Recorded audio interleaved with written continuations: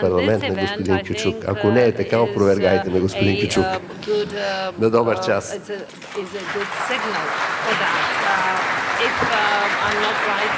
Благодарим на доктор Паси. Сега искам да поканя тук при нас госпожа Алба Фин. И своята гледна точка и да открия днешния форум. To invite Ms. Alva Finn, the Executive Director of the European Liberal Forum, for her opening remarks. И да открия днешния форум. It's really lovely to be back in Sofia, and it was even nicer to come through the Schengen route on the way here. I'd like to congratulate you all on that next step, and we really look forward to your full integration into Schengen in the future. I'd also like to thank the ALDE Party, the Liberal Integration Foundation and the Atlantic Club for partnering up with us again for this fourth edition of a very important meeting, the EU Meets the Balkans. The European Liberal Forum, as Ilhan already told you, is the political foundation and think tank of the Liberal family. And with our 56 members, many in EU countries, but many also in candidate countries, our vision is to own the future. And that means for us, the brightest future is in a bigger and enlarged European Union. Last year, during my opening remarks, I focused on the security imperative, and that remains just as true 2 years after the illegal invasion of Russia into Ukraine. However, this year, I would really like to focus on something a little bit more positive, the economic and demographic benefits of enlargement. We often think about the cost of enlargement. We complain about the changes, the reforms that are going to have to be made, and including for current members. However, what about the cost of not enlarging? The benefits are many.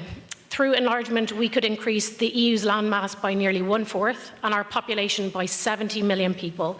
And opening up the single market to 9 countries with high capital needs will improve trade and also investment. And that's likely to heighten not just their GDPs, but also create a win-win situation for the entire European Union. And in terms of demographics, we know that aspiring EU member states, EU countries, they skew younger. So for example, Moldova's median age is 35, whereas in Italy, it's 47. So as we did in previous enlargements, we will really benefit from that influx of young talent. And we know that many European companies agree with us. They know that this integration of a bunch of young, fast-growing, fast-reforming countries into the sluggish European economy will boost our growth.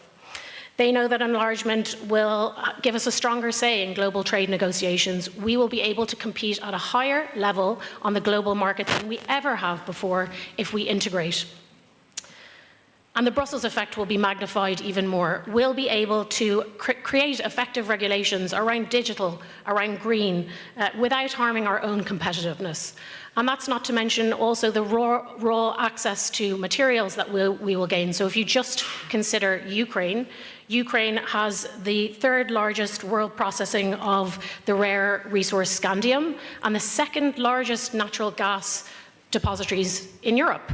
And if we help to jointly develop those resources with Ukraine, we will stop being so reliant on authoritarian regimes. So you can tell the European Liberal Forum is a champion of enlargement. Over the last 2 years, we've done a series of publications about reinvigorating the process, not just for current member states, but for new candidate countries. We've had a roadshow around the Western Balkans. We visited North Macedonia, Bosnia and Serbia in 2023. We visit Montenegro this year. We're hoping to go to Albania later, and we'll also be opening up to Eastern Partnership countries. We've met with many of the embassies also in Brussels and with DG NEAR to give them our vision of a reinvigorated enlargement process. We also participated in a roundtable with the Renew Europe colleagues, including Ilhan, who was at the meeting, with Western Balkan countries. So we're really committed. And if you would like to be the next stop on our roadshow, please just reach out to us. You'll also see that some of the publications that we've worked on are on your chairs. Please read them and let us know what you think, because we really want to know what the needs of the region are. So, to sum up, the challenges of enlargement are great. We admit that. We know we have to reform. But the cost of non-enlargement is greater, and we'll be doing a publication on this later in the year as the European Liberal Forum. But we have to prepare ourselves as quickly as possible, and those new members, for what we think is the inevitable. We have to own the future.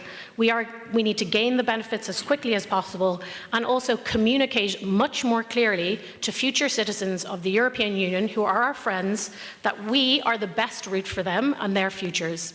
So I hope you really enjoy the discussions. We've got a really high-level set of panels and speakers for you. And if you want to be the next stop on our roadshow, please reach out to anybody from ELF who's here today. Thank you very much.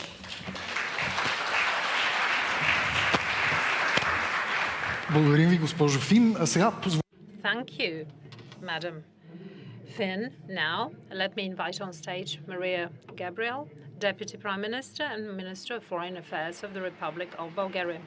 Maria Gabriel, Deputy Prime Minister and the Foreign Minister of the Republic of Bulgaria. Your Excellency, the floor is yours.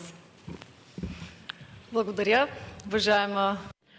Thank you, Madam Alva Finn, Mr. Küçük, dear Ilhan, Mr. Pasi, dear Oliver, dear Federica, Excellencies, Members of Parliament, distinguished participants, ladies and gentlemen. First of all, I'd like to start with saying thank you, thank the organizers, the European Liberal Forum, the AUDE, and the Atlantic Club for the organization, for the invitation to take part in this edition of EU Meets the Balkans. I'd like to start with a very positive message to our friends from the Western Balkans.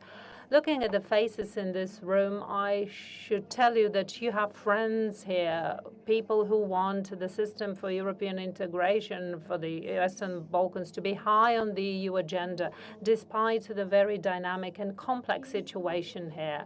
We want to accelerate the processes so that they are beneficial for our citizens, for the regions, for all of us as a European Union. I'm very happy that for the third year now,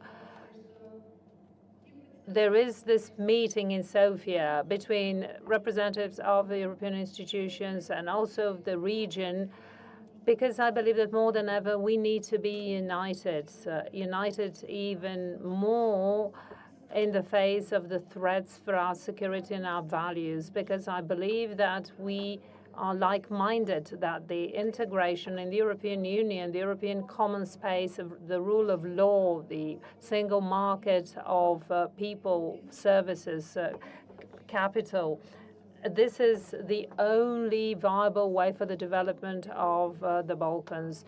The growing complexity of the geopolitical situation, which was described so well by Mr. Pasi, dominated by the Russian aggression in Ukraine. This complex situation poses for all of us multiple challenges. It puts at risk European and global security, and now more than ever, we can see the strategic significance of the partnership between the European Union and the Western Balkans. And in this context, the European Union increased its multifaceted political financial support in the process of enlargement. It also mobilized many other facilities and tools beyond the process of enlargement in order to reduce the impact of the war, in order to open up new opportunities for economic growth.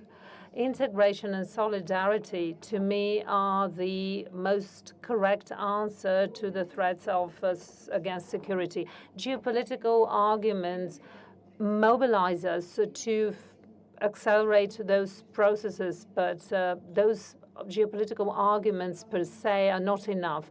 In order to keep the trust in the process of enlargement and the viability of the European Union, we have to continue to speak and to adhere to the principle of the merit-based principle, which is at the core of the enlargement policy. And one of the challenges that we're facing is finding the right balance.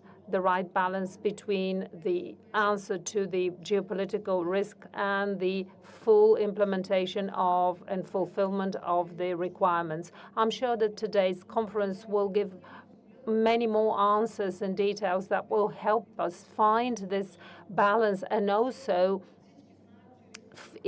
fill it up with meaning, because we know that the challenges for our security underscore the importance of adhering to the decisions of the European Union for its foreign policy in the process of enlargement. And this does not mean bypassing the restrictive measures of the European Union. And you know that in this context, it's important not to lose sight of the need to continue actively working to counteract the anti-European disinformation and propaganda. We should continue with strategic communication in order to present in the most accessible way the multiple support on the part of the European Union. Now I'd like to focus on some of the important decisions made by the European Union within the context of the enlargement policy.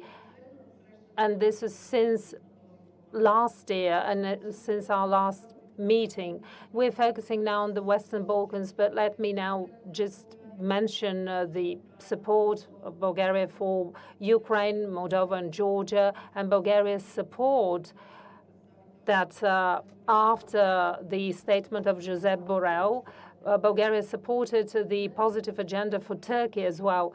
But today we'll focus on the Western Balkan. With the conclusions from December last year, the European leaders reaffirmed the preparedness of the European Union to make another step in the integration process, to officially open negotiations with the Republic of North Macedonia once the country introduces a constitutional change. In July 2022, the European Union and North Macedonia achieved a very important compromise, which enabled the continuation of the enlargement process and also set a clear mechanism containing concrete steps of progress in this process. And let me assure you that Bulgaria is still consistent and clear in its position that it will not compromise any conditions, but will base its position on the compromise achieved in 2022. And in the past 9 months, I've been having a very constructive dialogue, and I'd like to thank Boyar Osmani and the ambassador of North Macedonia in Bulgaria. I believe that we together can demonstrate that with our goodwill and the fulfillment of the commitments and in the spirit of constructiveness, we can make progress. I would like also to underscore some other important decisions. More than 2 weeks ago, the European Union made a historical decision for Bosnia and Herzegovina for the beginning of the enlargement. I'd like to congratulate our partners from Sarajevo, and I'd like to encourage them that this is, on the one hand, a recognition for the results they have achieved, but let it be a strong momentum for next steps. This decision on its own means that the leaders should invest all their energy to live up to the expectations and trust of the European Union and their own citizens. Also, last year, the process of screening with Albania has made progress, and we expect the negotiations will soon be launched. The negotiation process depends, and its pace depends on the results of Tirana fulfilling the commitments and requirements. We are also full of hope with regard to the new Montenegro government. The overcoming of political and institutional instability is a key prerequisite for focusing on the UN agenda and catching up with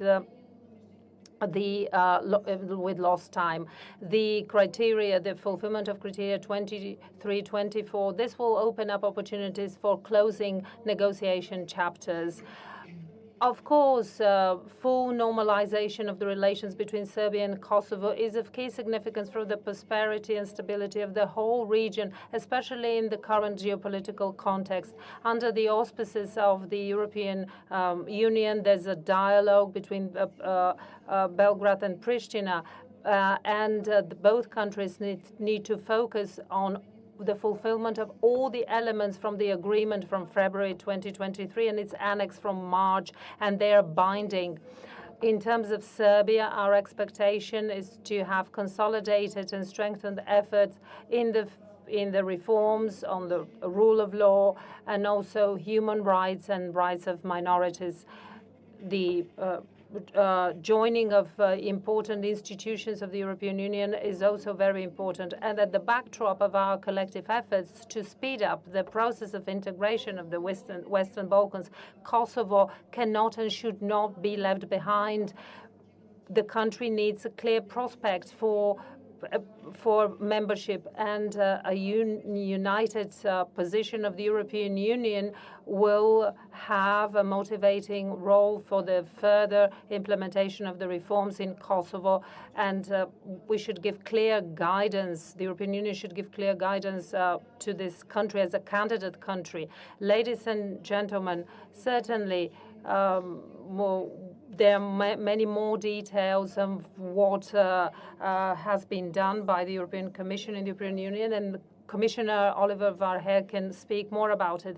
But I'm confident that the European Union is more dynamic, it encourages dialogue and willing to take up dialogue with its friends from the Western Balkans. And I encourage the partners from the Western Balkans to make full use of this strengthened commitment of the European Union. So we have to make progress, not only just make progress, but we should make it faster. It's important to say that what matters to us are the results. And as Mr. Kuchuk said, use the experience of Bulgaria as a member state of the European Union. It is very important for us that the integration does not mean that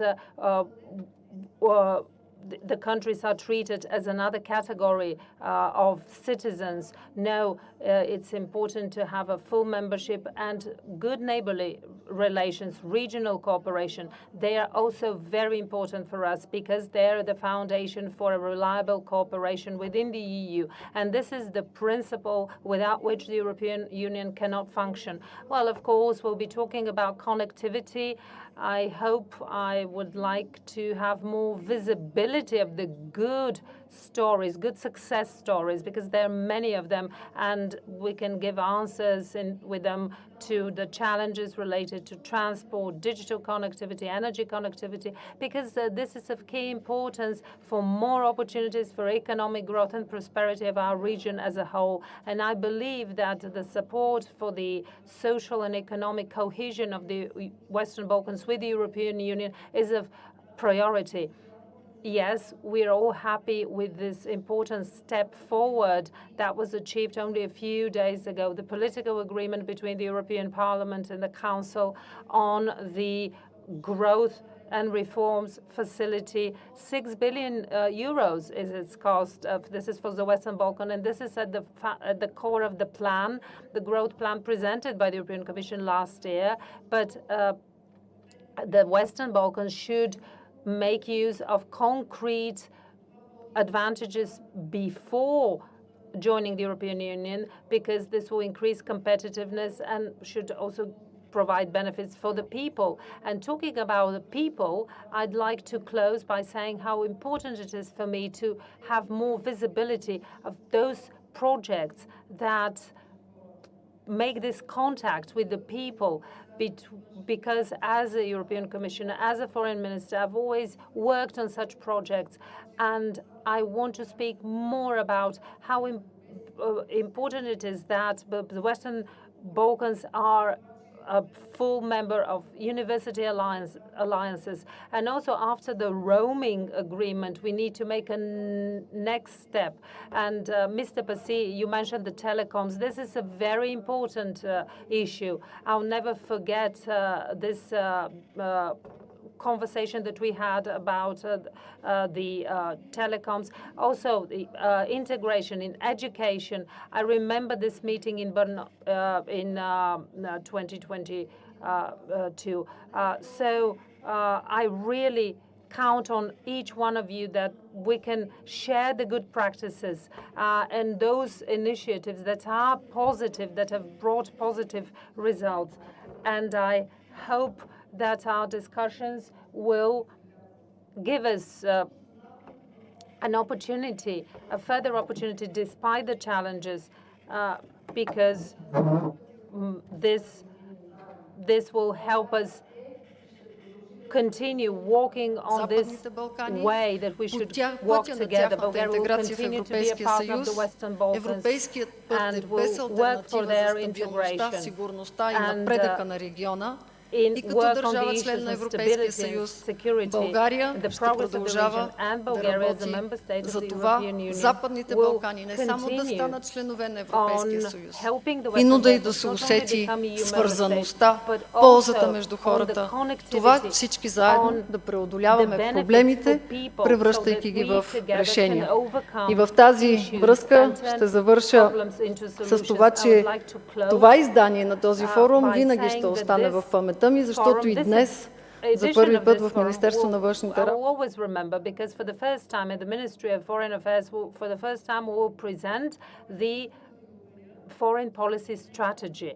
And I'd like to assure you that the Western Balkans, the good neighborly relations, the regional connectivity are very much underscored in this strategy, and I will count on all of you so that we set a good direction and we all fill this direction with meaning, with benefits for the people, many successful answers of the multiple challenges we are facing every day. So thank you sincerely.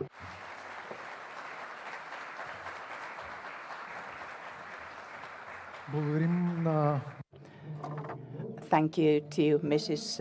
Gabrielle. Now it is time for the special video address by the President of the European Parliament. Her Excellency Roberta Metsola. Let's listen in. Dear friends, I'm very pleased to contribute to the third edition of the EU Meets the Balkan Forum. Thank you, Ilhan Küçük, for inviting me. This year's EU Meets the Balkan Forum is crucial for confirming our mutual commitment to a common future in the European Union. We are in a year of elections, and we are witnessing disinformation campaigns against EU enlargement, which aim to undermine our democratic values, provide misleading stories, and divide us. However, I believe that our democracy can stand strong, as long as we stand united and rally around the same objective: to build a stronger, more stable and prosperous union with our Western Balkan partners as fully fledged members. Russia's war of aggression against Ukraine has served as a wake-up call and has given a new momentum to the Western Balkans' long-stalled EU accession process. I am glad that significant progress has been made in the past 2 years. Recent months have brought further good news. Following numerous calls from the European Parliament, the Council has just decided to open accession negotiations with Bosnia and Herzegovina. The European Parliament acted promptly on the European Commission's proposal for a €6 billion Western Balkans growth facility. And this facility will allow for a gradual integration of the region into the EU single market, so that the people in the Western Balkans can feel the benefits of EU membership ahead of their country's full accession to the EU. The Western Balkans called for an acceleration of the accession process, and now we are delivering. That said, the region must continue to comply with accession criteria and make decisive strides towards reform. EU membership is a transformative process for all parties involved. It is a win-win scenario. We need to deliver on our promises, and you can count on the European Parliament to do just that. So I wish you successful talks in Sofia today. Thank you for listening.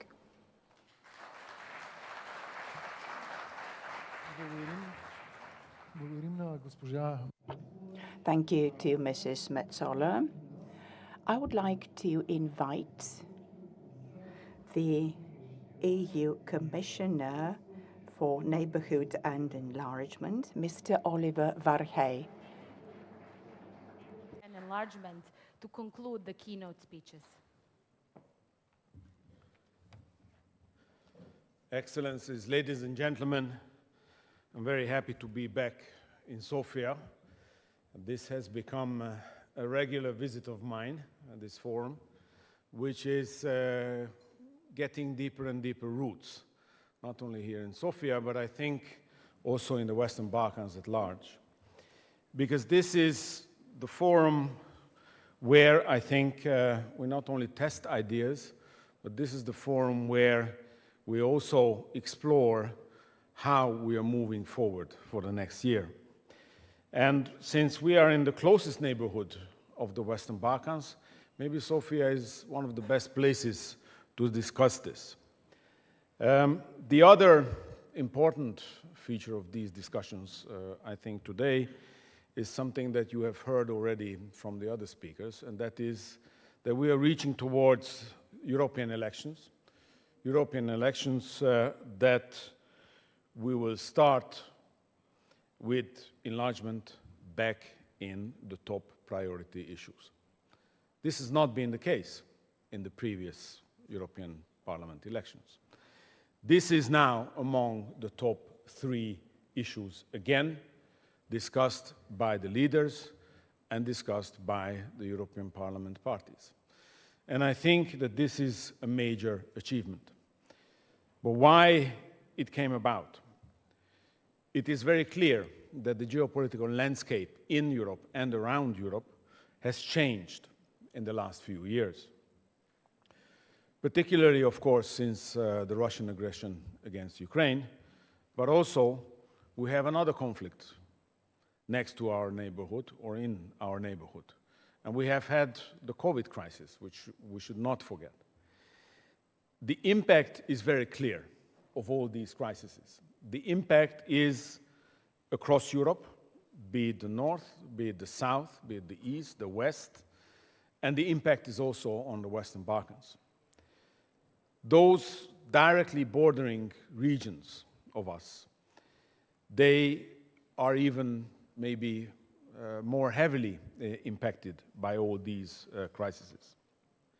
Today, the enlargement policy represents more than ever, therefore, a clear and necessary geostrategic investment in our own long-term peace, stability, and security. Our neighbors, be it the Balkans, be it the East, consider the EU membership as the most reliable long-term token of long-term peace, stability, security, and prosperity for themselves. And this is how they have acted. So this is how we should also understand within the European Union the role of enlargement. Because this is a fundamental political choice for both of us, those who want to be in and those who are already in. And this is why we need to understand this and we need to pursue it together. Today it is very clear that enlargement must happen. It is also in our own vital interest within the European Union to make enlargement happen as soon as we can. We're working harder than ever to be ready to welcome new EU member states. I count on all the enlargement partners to seize this historic momentum because the door is open and we can complete all the necessary reforms together to advance on the respective EU pathways of each and every single candidate country. And I count, of course, on all the 27 EU member states to deliver the process that we have advertised for our partners at each and every single level. Because no matter how big or small the step or the decision is, we need to get us all there. So all decisions must be made. Ladies and gentlemen, just to recap where we have been and where we are today. We have started out this mandate with 3 candidate countries. And we have seen negotiations for membership with 2 candidate countries. and two, waiting for years to make it happen. Today, we have 9 candidate countries, with 4 already negotiating, 3 having the green light to do so, and today we have a clear program, together with the necessary tools to speed up the real integration. This means closing the economic and social gap between the EU and the candidates, even before actually enlargement takes place. This is a major change, and it should lead us to the point of no return, meaning we should have the next Commission as an enlargement commission, welcoming new members at the end of its mandate, because this is inevitable and it is unmissable. Since our last meeting, many decisions have been made. I think most of them have already been listed by all the speakers. So I want to turn now to our Western Balkan country partners who are moving ahead. They are moving ahead with the reforms, and they are also moving ahead with the agendas that we have created for them to speed up the enlargement. If I look at Montenegro, we see that Montenegro is basically in the door of the final stage of the accession negotiations. This would mean starting to close the accession chapters. That is the final part of accession negotiations. For this to happen, we need the so-called interim benchmarks to be delivered. We have a new government in Montenegro. We have a new political construction in Montenegro that started to deliver. So I do hope that in June, we will see an intergovernmental conference that will bring us to this last phase of the accession negotiations with Montenegro.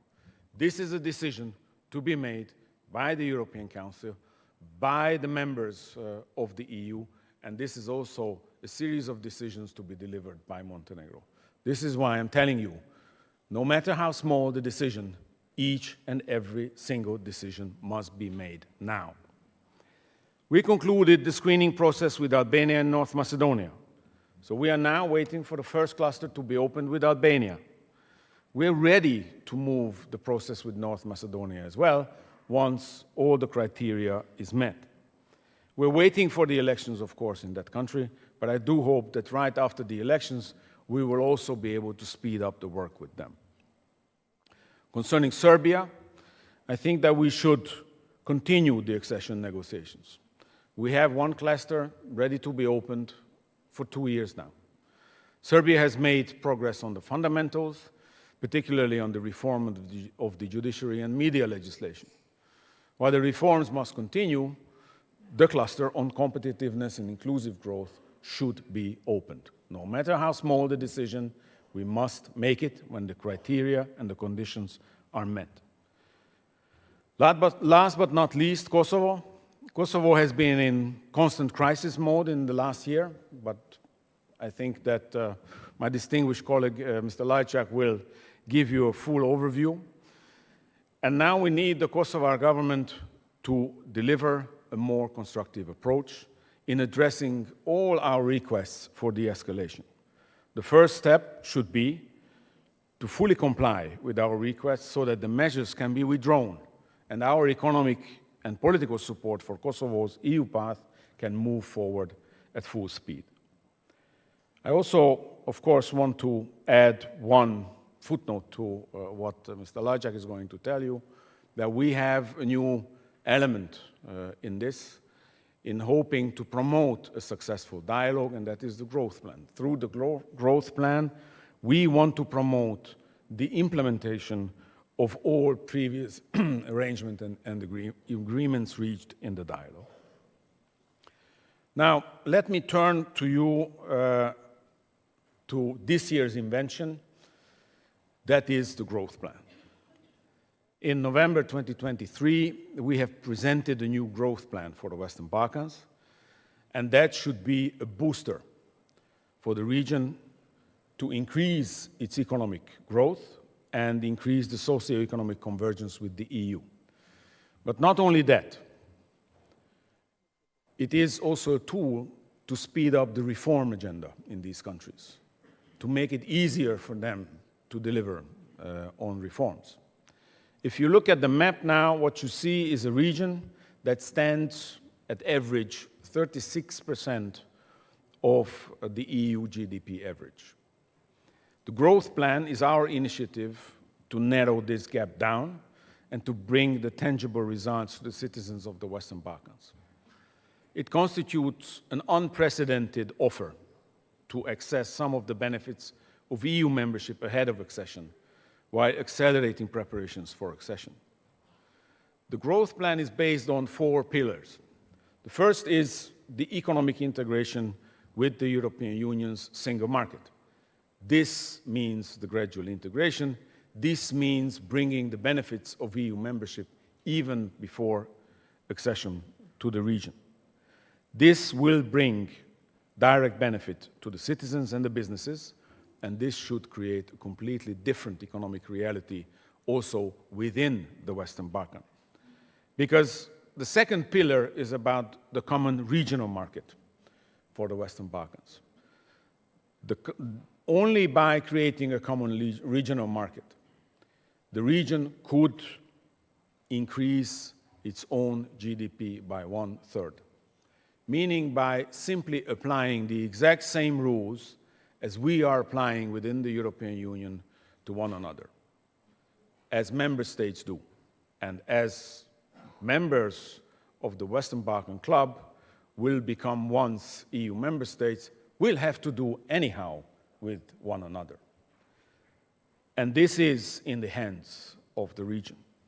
This should be, of course, based on our rules, on EU rules, and it should be also the testing ground to become full members of the single market. Thirdly, the reform should also be accelerated, especially in the fundamental clusters, and sustainable economic growth should be improved through attracting foreign direct investments. This means also that we will have to have reform agendas every year coming forward from the Western Balkan partners, listing us all the actions that would need taking.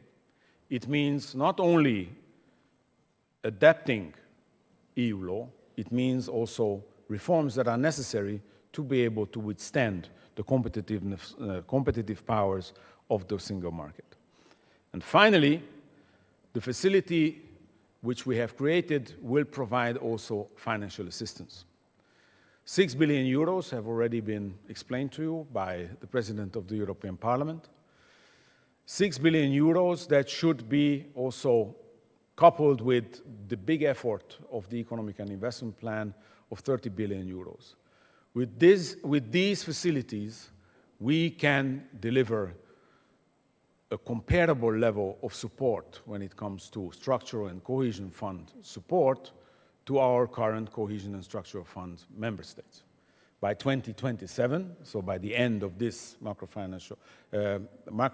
multi-annual financial framework period, we will be able to deliver 90% of aid intensity to the Western Balkans. It means that from 2027, the Western Balkans will have no reason to say that they are not ready. So they should make themselves ready right then. As you know, the facility was agreed at political level last Thursday. I think it's a major achievement. And once formally approved by both the European Parliament and the Council, we will set the wheels in motion so that we can have already this year's reform agendas approved right before the summer break, so that the first payments could also be made before the summer break. So, what does it mean? What is the offer for the Western Balkans? I think this is the question that we all get many, many times. The offer is very simple. You have all the tools at your disposal to make yourself ready to be an EU member as soon as you can. So use it. This offer, I think, made the Balkans enthusiastic, judging from the reactions that we have seen. But it also means that it will only deliver if the next Commission will be an enlargement Commission, and the next Commission will deliver on that. And maybe just one last word. I think that these forums are key, not only to bring all the political figures, but also to emit the message that enlargement is just around the corner. Thank you.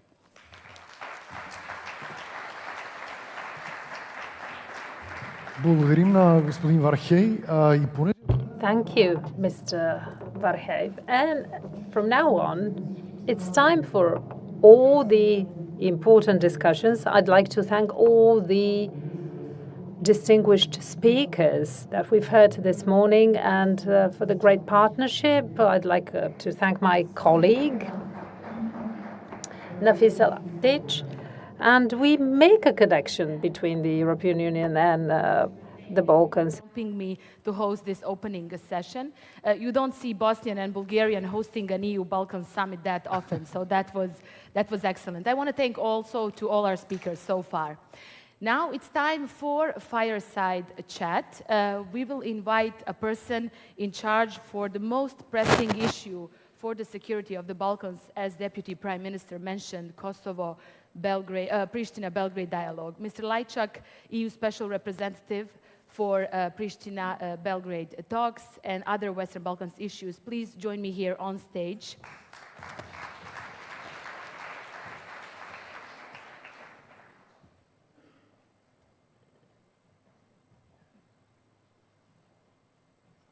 Mr. Lajčák, okay, I think my microphone is not working, so I will use this one.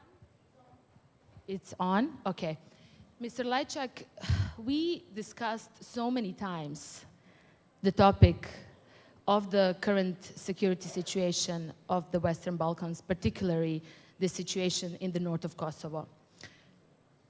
Seems to me that every time we discuss, the situation is a little bit more challenging. It's been a little bit more over a year since Ohrid agreement, at least, was verbally agreed on how to proceed on the dialogue. After that, we have witnessed several very difficult situations taking place, not to mention Banjska attack, then the crisis about the currency. Where do we stand at the moment?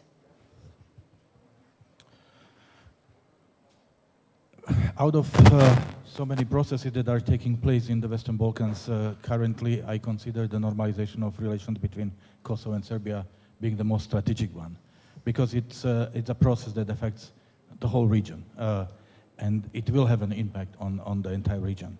And I fully agree with Minister Gabriel, who said that's the only platform for normalization of the relations, and I would also add it's the only agenda where European Union is the sole leader.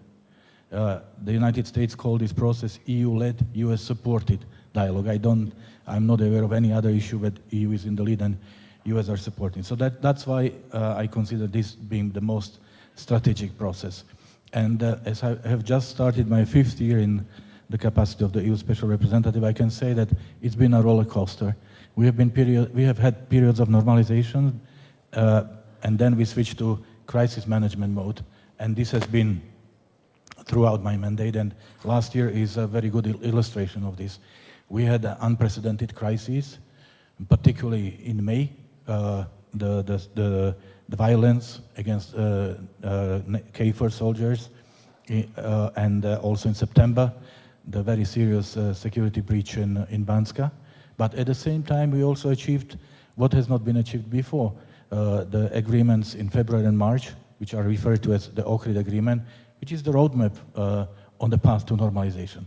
So with this, we no longer need to ask the question what needs to be done or how to do it. At the same time, yes, the truth is that I have hoped, but that as of today, most of the implementation would have been done. Unfortunately, very little has happened. Why is it so? Because normalization of relations between Kosovo and Serbia is a very sensitive process. I don't think the parties are ready for it. I don't see the societies being ready. What I see is that every time we make a progress, both leaders, President Vučić and Prime Minister Kurti, are fiercely criticized by their opposition. Although in reality they should be praised, because making progress on normalization is a good thing for all the citizens. And it's also very clear that you cannot make a progress on normalization when you have a crisis on the ground. So therefore we really need to help create atmosphere which is conducive to normalization. And for me the best and maybe the only answer for how to get there is that the region will believe that the momentum for the EU enlargement is there and it's real. And we have heard it from every speaker this morning, it is there. So the moment that our partners will understand that the progress on normalization will also deliver progress on their European path, I think we will see the significant progress. So the agreement is there, it cannot be undone. If there was a better, or if there could be a better agreement, someone would have proposed it, but it's not the case. So what we need to focus on is the implementation of this agreement. It's very difficult also to talk about the normalization and implementation of the agreement while we have additional troops deployed, while we have headlines in this region, journalists reporting how the situation is very difficult and challenging. Having in mind, as you said it, that both of the leaders from Kosovo and from Serbia, they seem more far away from each other's views than ever before. I did not say that. Sorry? I did not say that. No, you said that they are on different sides. But do you see any movements taking place if we have these leadership continue to be in power in these countries? How to move forward then? You will not take me down this path. I mean, both President Vučić and Prime Minister Kurti have democratic mandate from their voters. They both understand that normalization is crucial for the European path of Kosovo and Serbia, and they have delivered. We have delivered the agreement, which is legally binding and valid in its entirety. It was made so through the statement of the High Representative. We have delivered a number of very concrete practical things, such as recognition of ID cards, recognition of license plates, and very important deal on energy, which is a multi-million euro deal with a very practical impact. So you see that things are moving forward. But as I said, I would wish to see greater support from within the societies for normalization of the relations, because when we look at the latest communication from the European Commission, which was adopted on 20th of March, it states very clearly that European Union will not accept importing unresolved bilateral issues as part of the enlargement process. So the momentum is real, and therefore I really hope that it will be reflected also in our normalization process. I didn't say that positive steps have not been made. I just said that the security situation is extremely challenging, especially in the north of Kosovo. But I do want to ask you about something that you are currently holding talks with both parties, and that is a currency crisis. How do you see what it could be a solution for that? Yes, this is an issue that keeps us busy these days. We had 4 meetings between the 2 delegations in the last 5 weeks, and there will be another meeting next week. We again found ourselves in the situation that we have to deal with the consequences of a decision rather than to have this discussion before the decision is made. The philosophy of the dialogue is that you make decisions affecting the both communities, agreed by both communities under the facilitation of the European Union. Now we have the fait accompli, and we want to make sure that it's not the people who pay the price. There are close to 100,000 Serbs, but not only Serbs in Kosovo, who receives regular payments from Serbia, and this has never been questioned, and this is also part of the future arrangement through the Association Community of Serb majority municipalities. So that means this should have been discussed as a part of the definition of competence for the association. So, but what I want to say is that The discussions are constructive, the parties are coming, atmosphere is more constructive than usual, I would say, and there is an effort to find a solution. So last time we met last Thursday in Brussels. Initially the two parties, Serbia and Kosovo, presented their views, their papers. We tried to bridge these two papers. It was not really possible. So last time we as European Union presented our ideas and they were accepted by both parties. So when we are meeting next week, we shall hopefully finalize the arrangement on the basis of the ideas presented by the European Union. Last time we spoke, you said you are more worried about the situation in Bosnia and Herzegovina than the situation between Kosovo and Serbia. Do you still share those thoughts, having in mind the current political atmosphere in Bosnia? Yes, I am worried about the situation in Bosnia and Herzegovina, and as a former high representative in that country, I can speak more freely. I see three major issues that we need to address in Bosnia and Herzegovina. First of all, what Bosnia and Herzegovina do we want to have? It's very clear that the Dayton Constitution will prevent Bosnia and Herzegovina from joining the European Union because it's a constitution which is based on ethnic principles, and what is worse, if you do not belong to one of the three constituent people, you cannot run for office. This is not compatible with European standards. So how to move from Dayton principle of constituent peoples, but to preserve the multi-ethnic nature of Bosnia and Herzegovina. This is a fundamental issue for me. The second issue is, of course, how to... The second issue, this one seems to be working, yes.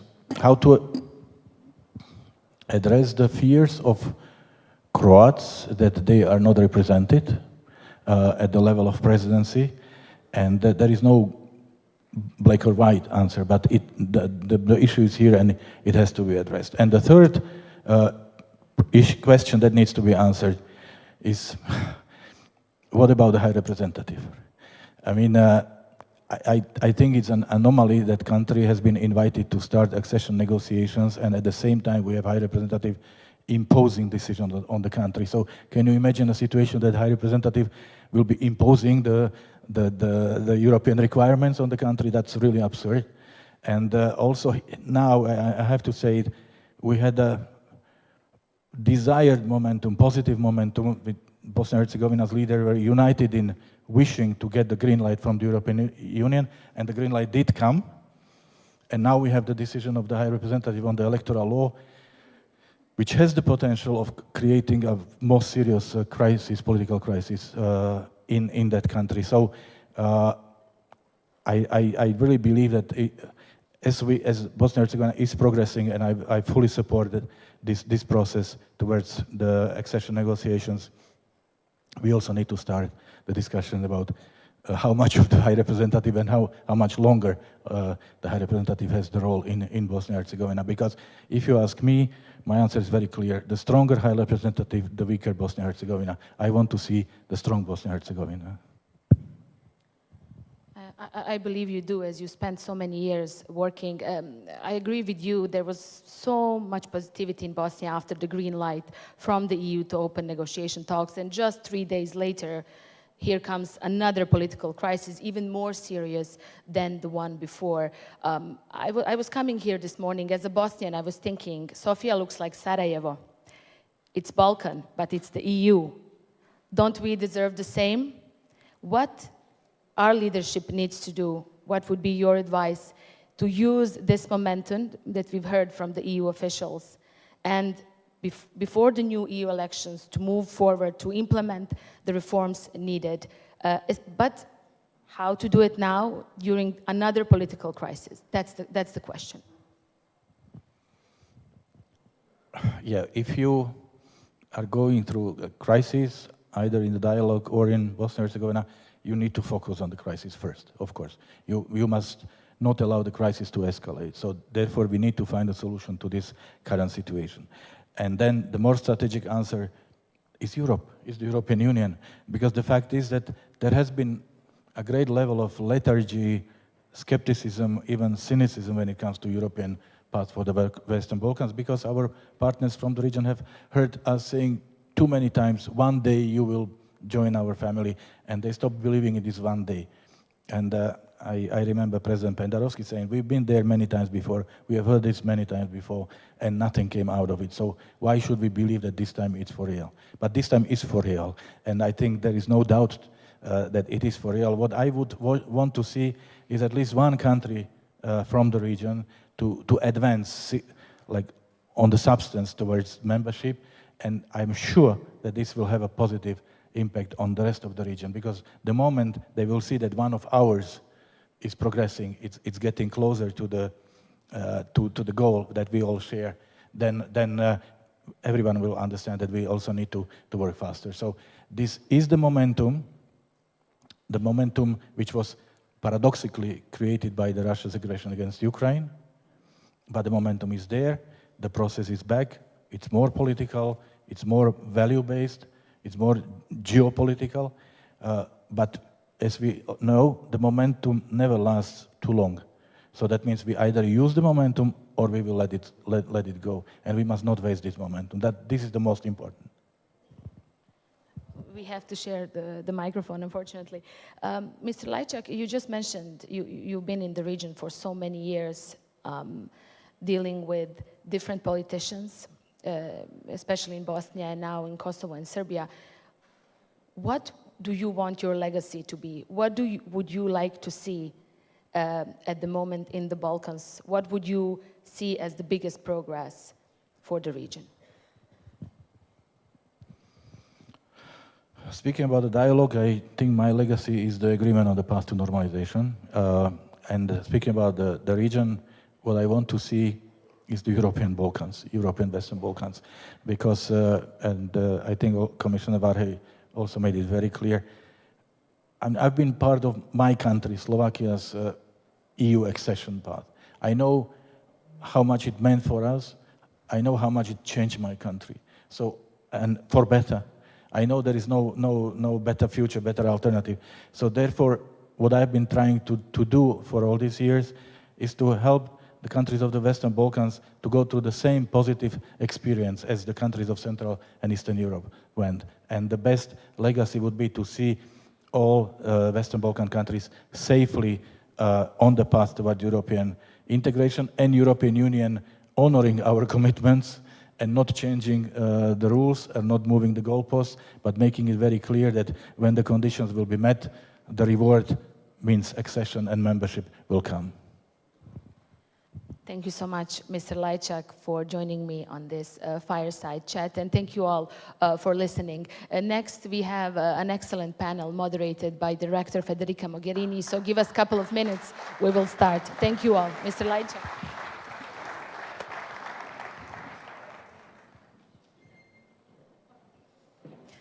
We will start right away. Just give us 1 or 2 minutes to put the chairs. 1 minute.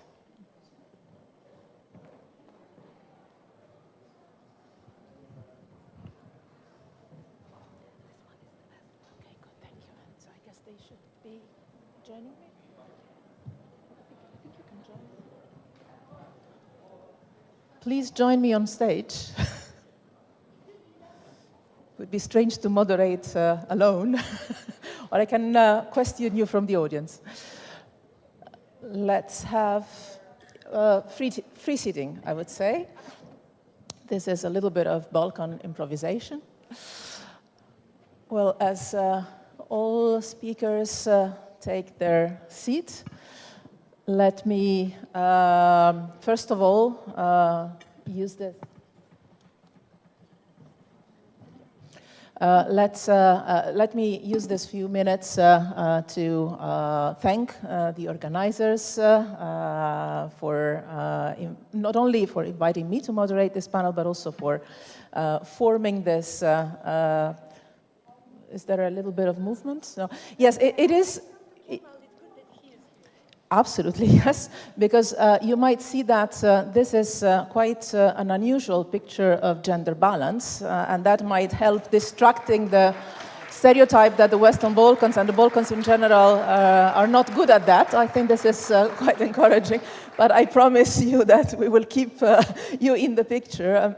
The sidelining is not intentional, and also forgive me, but I think that I will follow the basic rule that I understood after many years of diplomacy and politics with the region, that probably using the alphabetical order by country is the safest. So I'm afraid that you're not only the only man on the panel, but also you'll be speaking last.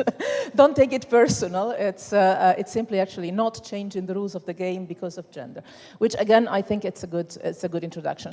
We have some time for this panel, and we have a plurality of speakers. I'm very glad and honored to be with you. My attitude today, first of all, it's a very relaxed one, because for once I'm the one coordinating and asking questions and not answering them. I will not ask you specific country-related questions, because I think that the topic today is more to portray a regional perspective, and I would say to get the feeling of where we are in the EU membership perspective, in the EU perspective of the Balkans. So I will try to stick to the time. I think we can have one round, and I will start with some reflections on my side, and then ask you a general question, and then open the floor to your reactions. I was at this forum in its inaugural session, the first session 2 years ago, if I'm not wrong, yes. And I remember, and I was coordinating a panel similar to this one, and I remember that the mood of the day, the mood of the year, I would say, was, is this real? Is the enlargement really happening? The way back from the Thessaloniki summit was a long way. And a couple of years ago, the impression was that the process was a little bit in a stalemate, and the credibility of the enlargement process was at stake, if not already very much not there. And I will be very open in my comments. I think that today, we are in a different place. We heard from the Commissioner, we heard from the Deputy Prime Minister, we heard from Lajčák. We hear all the time, today it's for real. This is what is resonating. Today is for real. Now it's really happening.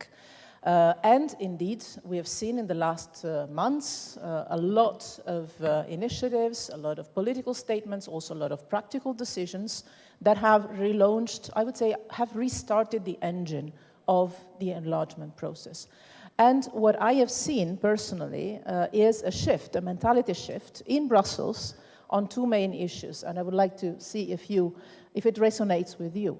I've seen that for the first time, there is an understanding in the European Union that this is not so much about enlarging the EU, but it's completing the integration of the continent. And I think that the Balkans are a perfect example of that, because actually if you think, I was thinking EU meets the Balkans, well, the EU meets the Balkans, it's meeting itself to a large degree, because some of the Balkan countries are already members of the European Union, some others not.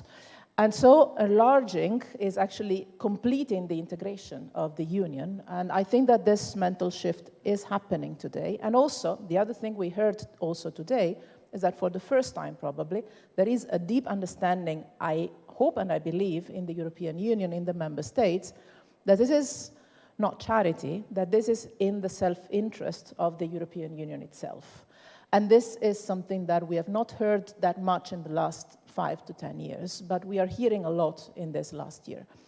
And in the EU bubble, there is a lot of, I think, there is a lot of understanding of the fact that the new game in town is really to make it happen.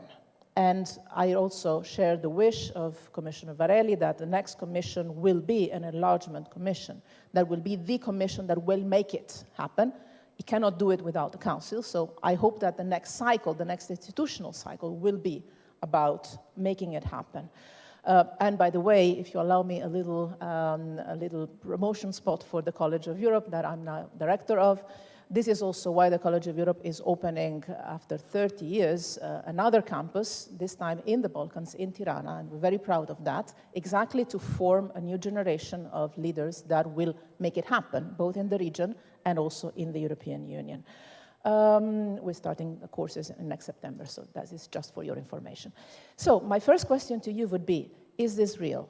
Do you really believe that now this is the time, that this is happening? Is this really happening? The second question I would like to put to you is, if yes, what is it that can accelerate things? What is it that can help the process, accompany the process at best? What do we need, what do you need on all sides? Because we know that there are not only two sides. What do we need to make it happen for real and in a fast and accelerated manner? What is it on the other side that could make it more difficult, that could make it more bumpy, that could reverse the engine and stop it if there is no political traction? Which are the challenges that you see ahead in the process that could make it more difficult for this process to really happen in this next coming years? And also, a little bit of a provocative question, if you allow me, and then you pick and choose which question you want to address most and foremost. We've heard a lot about the growth plan, and obviously this is also a big new game in town. Even if I have sensed, and here let me play the devil's advocate, I have sensed sometimes, somewhere, a little fear that this might become a substitute to a process of real enlargement, real membership. Is there a risk that you see? Is it a possibility that you think we should try to prevent? Or are there ways in which we can make sure, as Commissioner Varela mentioned, that this is a way to complement the way to accession and make it sure that the countries benefit from the growth plan in their path to accession, but without substituting the accession path? These are my three questions. Is now for real? Is there energy in your countries, in the region, that make you feel that this is really tangible and happening? Are there ways to accelerate, facilitate, or on the other side, are the challenges ahead that you want to warn us about or discuss among each other? And third, is the growth plan, I wouldn't say is the growth plan a growth instrument? For sure, yes, and none of you would say no, and me too. But are there ways to prevent especially I would say the EU member states, as I know the Council, to use it maybe down the road in 2-3 years, maybe before complicated national elections in some member states, to use it as a source of compensation if the process of accession delays or becomes difficult? How do we avoid that trap of creating parallel tracks that could hinder the real accession of the region? And maybe would we start, maybe we follow, yes, either the sitting order or we alternate, up to you. And thank you very much for joining this panel. Thank you. Okay, thank you. First of all, thank you, and let me express that I feel honored to be part of this panel and to discuss such important and crucial issues that not only Albania, but the whole region is facing and is dedicated to the needs of this enlargement and this process. I'd like to have let's say, a conclusion of all of your questions in a sense of giving some answers in one speech, so as to be more precise and to be on the point and the questions. First of all, let me thank the organizers of the forum for such important topic and such accurate one. This kind of setting we find more conducive to an open exchange of ideas and views. So thanks again, and it is very necessary, and it's good to join together here to confirm once again the support that the European Union member states and their institutions give to the region in its path that only goes forward towards the integration of the European family. Your first question was about if it is a real need, and if we just feel and we are practical to this. I want just to give a short answer to this question. In fact, it's not only real, it's more than necessary. Because European integration for Albania and for the whole region, it's not an alternative, it's not an option. It's one destination away, it's one path that we have to fulfill all the criteria, otherwise there is no going back. Albania's position in the future of integration in the EU has been a constant aspiration over the past at least 3 decades now. So this definitely will not change in the future either. So enlargement and integration has been our main priorities, and yes, it is real because we feel it not only in the high political levels, but mostly now in the technical levels of our mechanism and our institutions that we're working on. And I'm sure that all the other candidate states feel how real it is because of hard work and intense long hours and processes that we have to follow, and to put this orientation as the #1 national policy. On the other hand, all the public and the society, all the political actors are together in this up to now a permanent dream, let's say. But in fact, it's now more than a dream because our nation, it is part of Europe, and it has been demonstrating a clear pro-European and Western vocation. In Albania and among all the Albanian nations in the region, the support for EU integration remains very high. It has been shown with evidences of our very active activities and summits and conferences the last year and almost all these months that, as you mentioned, even our accomplishment of our College of Europe, which is very important for Albanian nations and for all the success that we want to achieve and all the technical process and procedure. Our government has changed the structure to a new ministry that is dedicated on integration and another one on public administration and anti-corruption system, which means that our reforms have been more than serious and been more than technologized, and we have categorized our priorities even in the governmental state, which means that now with the technical process, there has been more than 1,000 people that have been working according to all this process, which means that yes, we have necessities, as you make your question, and for sure there are risks, but the time is limited, and we have to hurry up and to fulfill all these criteria and to be some steps ahead in case of any risk, as you were very correctly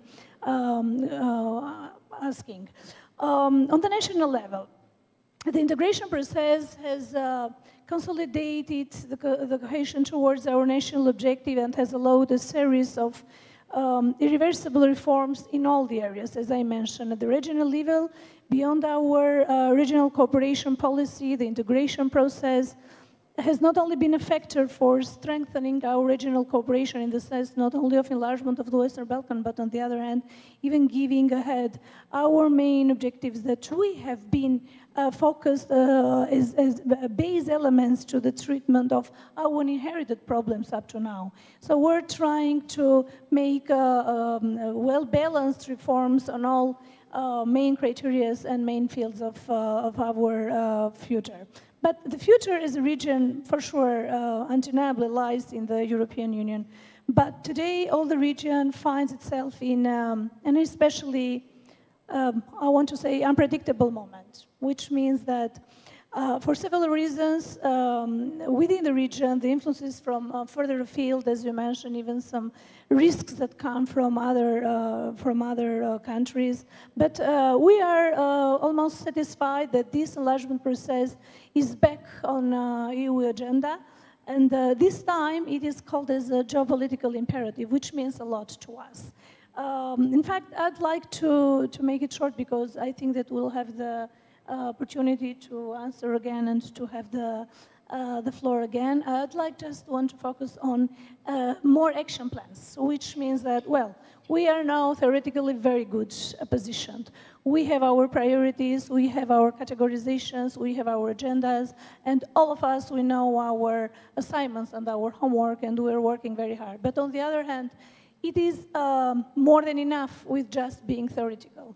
We need to be more active to follow with action plans through the European Union agenda with action plans and within our region action plans, which means that now is the time to be more active in practical field and less in theoretical field, because we have fulfilled all the criteria now, and the moment, not on the national level, but regional and international level is beyond our inner priorities now. It has come more external, and it calls for more support and cooperation. But for sure, we have to be detailed and to be focused on more technical processes. So if I have the chance to give more answers, I will. For sure. In incoming. Thank you very much, Artemis Malo, Deputy Minister of European and Foreign Affairs of Albania. For sure, we'll try to, if we all behave with time management, we'll try to have a second round. I would like to turn to the Minister of European Affairs of Montenegro, Majda Gorčević, for your... Well, thank you very much.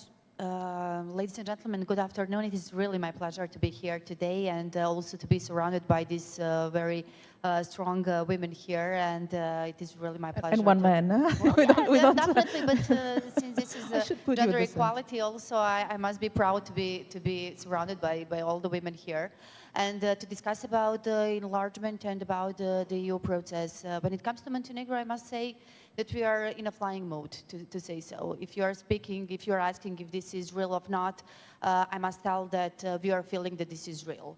We are feeling that this is real not only from the European Union, but we are feeling that this is real also inside Montenegro.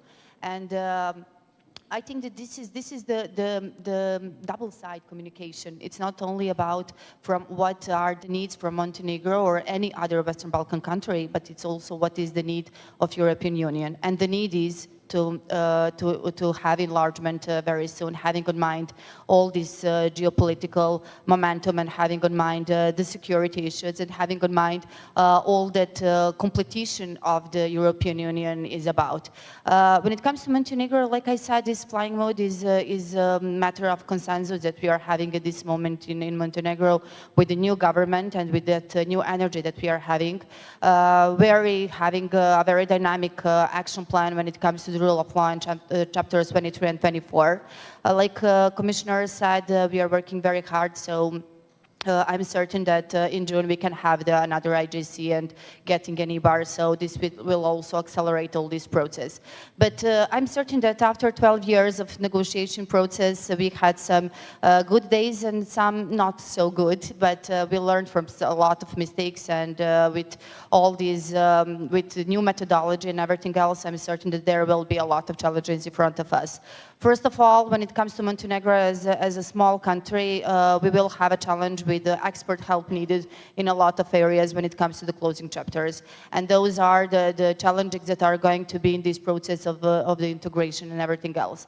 From the other thing, if we are having this political momentum and consensus of over European integration and everyone, having everyone on board, and when I say everyone, it's not only the political parties, it is also the civil society, it is also all citizens included in this. This is then the momentum that we are using, and this is a positive note. From the other hand, when we are speaking about the reform agenda, I'm certain that this instrument will also help all the Western Balkan countries as well, and not only the Montenegro, and this all the reform agenda that we are now finishing it from all the countries. This is something on the positive note that will and help us to accelerate much more. Because there is a lot of others, I'm at disposal to all other questions, and I'm not sure if I answered everything, but I would just want also to give a floor to all other participants as well. Thank you very much. Thank you very much, Majda.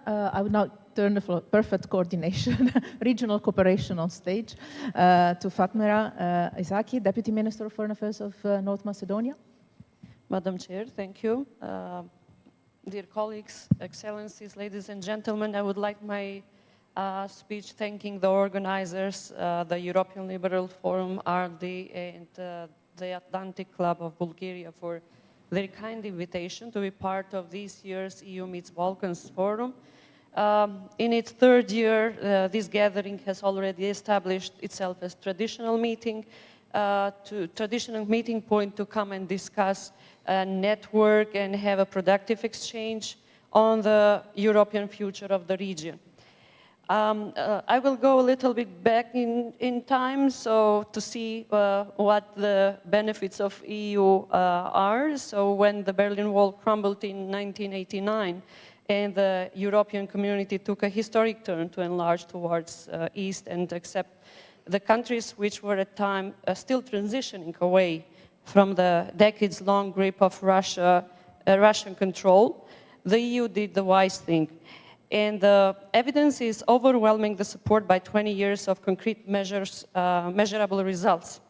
Just a swift glance at neighboring Bulgaria and Romania, or further north to the Baltics, or the four Central European countries, not to forget Slovenia and Croatia as the newest member of the club. Wherever you look, the EU's force for positive transformation is immediately evident. Countries have become more prosperous and societies are fairer, democratic, and better governed. There are differences, of course, of the pace and level of development of each new member, but there is no single case of which it would be fair to say that the accession process failed. The net benefits of this enlargement, though, went much further and wider than only the borders of acceding countries, having a profound stabilizing effect for the entire region, entire continent. In fact, it was an achievement second to none and an unprecedented investment in democracy, the economic well-being, and the long-term security of Europe. Similarly, when the EU leaders met in Thessaloniki in 2003 and agreed to offer membership perspectives to the countries of the region, they again did the wise and sensible thing. It was the right call to open the doors and set us on the accession track, as it brought a palpable calming effect to the aftershocks of the war-torn 1990s. It shifted the discussion from redrawing the borders to making them irrelevant through EU memberships. Instead of great countries' politicians were finally starting to talk about the great reforms and ambitious plans to reshape our societies like those of the EU countries. With all its imperfections and challenges, the region was finally moving towards democratic progress and relative economic growth, courtesy of the granted EU perspective. So the evidence in support of this claim are ample and evident. And looking specifically from the viewpoint of North Macedonia, the strive for European integration has been a driving force for good ever since the early 1990s, when we gained independence from Yugoslavia and agreed to set EU membership as the top national objective. It has long been one of the few issues that has enjoyed a constant society-wide support, and that goes across ethnic and party lines. A factor of cohesion, if you will, that offered optimism and hope for our citizens. And it wouldn't be an overstatement if I say that the hope of EU membership has been one of the main pillars on which we relied when making the difficult compromises over the years, both internally and in the relations with our neighbors. We have solved the most delicate issues through dialogue and cooperation and managed to build a functional, multi-ethnic, multicultural, and multi-confessional democratic society. All the while, we have continued to improve and deliver of the reform agenda, while being a reliable partner of the EU through thick and thin. Indeed, the EU could look at North Macedonia and the Western Balkan in general as a good model where the vision of Europe whole and free and at peace has borne concrete fruits in its rather complex underlying setting with numerous deep-rooted differences and political challenges, a great achievement by any extent that must be preserved and enhanced by all means. And the necessity to do so now is more relevant than ever, given the challenged geopolitical context in which our continent was engulfed with the start of Russia's brutal aggression against Ukraine. The battle of narratives has been raging for years in the Western Balkans, and although the position of the EU is still disproportionately strong, it hasn't been without its ambitious rivals. Any strategic indecisiveness and incoherence on part of the EU has been readily exploited and a potentially entry point for the third actors' influence throughout the region. And therefore, we can only commend the decisiveness with which the EU and its member states have acted to aid Ukraine in the hours of its most grave need, providing immediate political, financial, and military support. We, as North Macedonia, followed suit and has continued to do its best to share the burden and help Ukraine to the extent possible. We fully align with all the EU's restrictive measures against Russia while providing political, humanitarian, and military support. And as a NATO member, we are also participating in the battle groups in Latvia, Bulgaria, and Romania. But what the EU also did, and wisely so, was to first grant candidate status and then decide to open accession talks with Ukraine, Moldova, and Bosnia, a remarkable shift after a decade of relative enlargement, indecisiveness, again, and just the case of the big enlargement of the 2000s and the Thessaloniki Promise of 2003, the EU acted sensibly and made the right call. So for introduction, just this, and afterwards we'll go on with other answers to other questions. Thank you very much, Fatmir. I would now like to move to a Balkan country that is part of the European Union. Yes, Daniela Jutman, State Secretary of the Foreign Ministry of Romania. I'm not sure this works, yes. Seen from inside the Council, seen from inside the European Union, is this real? Is the engine restarted? Thank you very much. I will answer in a moment to your question, but first to thank the organizers, Mr. Kuchuk, Mr. Passi, ELF Foundation, and so on, for getting us together and having, an occasion to really exchange views on what we can do better in order to advance enlargement. Yes, I say, Federica, that it is for real. I sit with the General Affairs Council, and there it is a genuine. It works? Yeah? You hear it? Yeah? We can hear. Okay. Should I try this one? This one is better? Okay. But I hope that everybody heard about my thanks to the organizers. And then to repeat what I was saying, Federica, that yes, in the General Affairs Council, there is a genuine feeling that we have to advance enlargement very quickly, and that there is both an opportunity and also a responsibility for the EU member states. And I will explain you why very shortly. I think it is fair to say that we, both the Western Balkans and the EU member states, have been confronted with an avalanche of problems. It started with the pandemic, it went on with the Russian brutal war on Ukraine, and here you see first Russia playing with the Western Balkans as their backyards, weaponizing political rifts and identity divisions, increasing its budget, military budget for 70%, playing on rewriting the international order. And then we have other challenges, and I'm not going to mention them all, but situation in Gaza, Sahel situation, boosting instability and radicalization, backsliding of democracy, with a lot of phenomenon of brain draining, and now with the narrative malign informations that are to affect somehow the election process of the European Parliament if we do not take care of.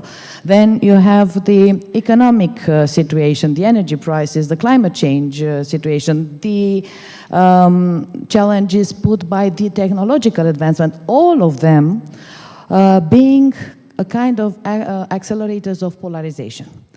And this is why European Union needs to find the proper answer to them and to play the crucial role that we always wanted to play, being a good, strong role in the international context. So, if we want to do so, first thing is that we know that European Union will be judged by its policy in the neighborhood. Which is the main policy, the successful policy of the European Union in the neighborhood? It's enlargement. So definitely we need to deliver on the policy. Secondly, we need also to provide for the fact that there is no competition between East and West, Western Balkans, when it comes about enlargement. There is a genuine momentum that we can boost all together. We all understand that it's not only an answer based on our geostrategic interests, but it's also an interest of the European Union member states as such to secure security, stability, and prosperity, and this is the right answer, one of them, enlargement. We all know, based on the reports of the EU, that there is no ambiguity here, because ambiguity on enlargement never paid off. So what kind of things we have to do now? We at the European, on the European Union member state side, it is firstly our duty to provide the necessary support, political will, and to put energy on advancement of this one, of the enlargement. Secondly, we have to send the right messages, and we have to continue the reflection process, which is now on the table. On one side, enlargement and how we do it, and the second one is the domestic reform, internal reform, how we better prepare European Union fit for the enlargement, and this is something that is correlated also with the strategic agenda that is to be delivered by June this year. So what we say is that two very important processes need to go in parallel, need to not interblock each other, and need to provide right answers until in order to stimulate the candidate states to trust that there is really the momentum now and take advantage of it. Secondly, I think we have to better prepare our communication, strategic communication, on how we address the public, because yes, it is true. There is disappointment, there is frustration on the candidate states, mainly on the Western Balkan side, because of the delay of the process. And we need to repeat tirelessly about the benefits of the enlargement, and Romania is one of the countries that are benefiting, and we are the vivid example on how the transformative process of the enlargement worked for Romania. But also to send a message for the public that we are here to support, that we are here to make the candidate states be more convergent with the European Union, and this is key. And also to stress time and again that there is no compromise on meeting the values and the principles of the EU and the benchmarks of the EU, because fundamentals, human rights, minority rights included, fighting corruption is all there, and we have to work each other to make the candidate states complying with this. On the candidate side, I would say also that it's not only to boost the reform, but also to secure the irreversible path of the reform. This is important. And to work together in order to find answers that will somehow not be a replacement of the enlargement, but also to ease the process. And this is connectivity. It has been mentioned here several times, connectivity, interconnectivity, win-win situation, information connectivity, digital connectivity, educational connectivity, and so on. The thing that this interconnectivity is important for is that it is fast. It really reaches all the border of the candidate states. It has to be also flexible because it has to provide routes in any situation, and it has to be accommodating. It has to work both in time of peace and crisis. So when we will complete that, we will have this better communication. We will make understand very clearly that there are no compromises and the benchmarks are there for the reform. I think the entire package is on the table and we can move forward on that. We have to use the, and I mentioned the financial support, we have to use what we have on the table right now. And this is the growth plan for Western Balkans. For Ukraine, we have the Ukraine facility. For Republic of Moldova, we have the Moldovan support package. These are essentials. Essential instruments that can take the momentum and advance the enlargement. Last but not least, I think we had some milestones that have been achieved, and I want to congratulate Bosnia on opening negotiation. I have to say that Montenegro, yes, EBAR is very important. But one thing, and I will stop here, I think we also have to concentrate on Turkey, because the EU-Turkey relationship is a strategic one, it's a very important one. It's a long-standing priority to promote the dialogue between EU and Turkey. And from the Romanian point of view, of course that we prepared the Syntagm Western Balkans, but I think we should also concentrate on the Syntagm East Europe, because East Europe comprises both the Western Balkans and Turkey, and I think it really gives you a sense of belonging to the European Union family. Thank you.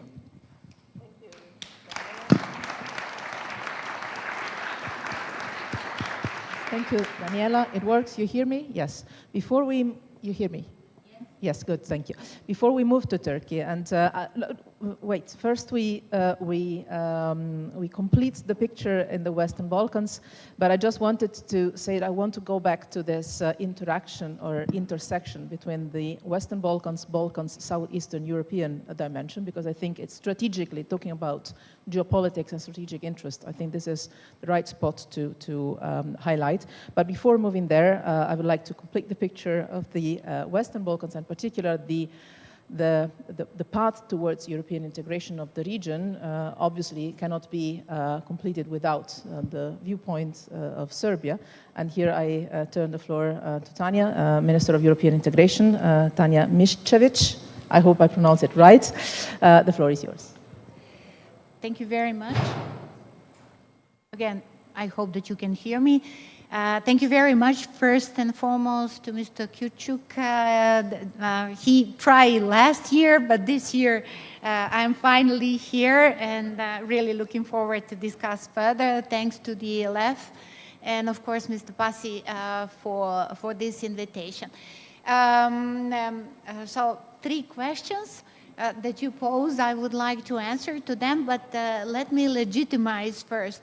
For some period, short period in my life, I will be the Minister for European Integration. But for the whole of my life, I was the researcher of the EU enlargement policy. So to ask me about the enlargement policy and development, it could trigger a lecture, which I'm not going to do.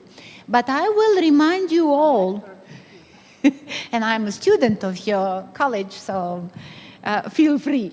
Again, I will remind you that actually not everything has started back in Thessaloniki 2003, and I see Ivan Krasev here. He will remember that each and every of us at the beginning of 2000, so the 21st century, it was Zagreb summit, the end of 2000, when the Western Balkans, then a little bit different Western Balkan, having Croatia in as the Western Balkan, became a part of the integration process.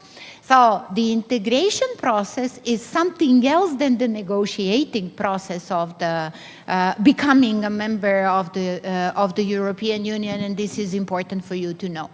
And what happened since then? So actually, you are neglecting that there was a fatigue in the enlargement process. The fatigue in the enlargement process raised the question of the fatigue in the reform process in the region. And that is also has to be mentioned when discussing is the momentum now. I will share a little bit different. Before this panel, I spoke with Maida. We were chit-chatting, and I told her I could not be very positive because I am sorry that the new momentum did not come because we did a good job in aligning with the EU standards, but because of the geopolitics. I know that the enlargement is always about the geopolitical shift, and EU does not like to enlarge itself. It enlarges only once when it is pushed, pressed. But since 2000, we are not the same countries, we are not the same societies, which means that more and more of our internal policies are shaped in accordance with the EU standards. And for me, that was a reason enough to go further with the accelerated integration, not because the geopolitical shift. I remember the time, if I'm not wrong, I'm wearing glasses now, but I think that I see Mrs. Kuneva over there. Exactly, the chief negotiator for Bulgaria at the moment.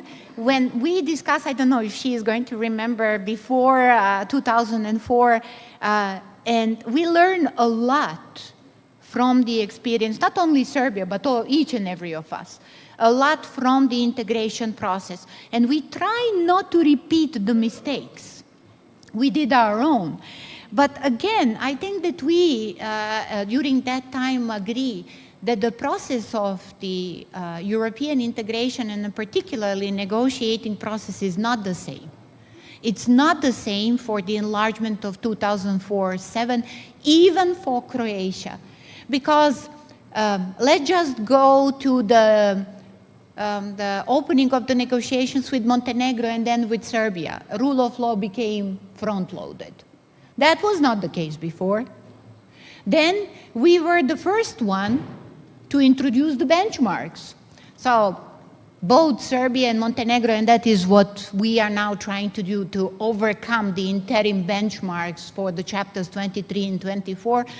We had more interim benchmarks than Croatia, the benchmarks for the whole closing of the whole negotiation process.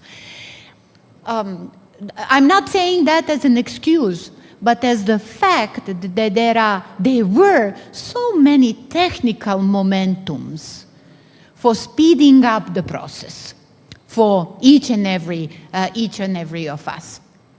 So you gratulated Daniela to all of them, but not to Serbia, because for 3 years now, as the commissioner said, there were no chance for Serbia to open for 3 years technically ready, cluster to be open. So in that respect, something else you should also learn.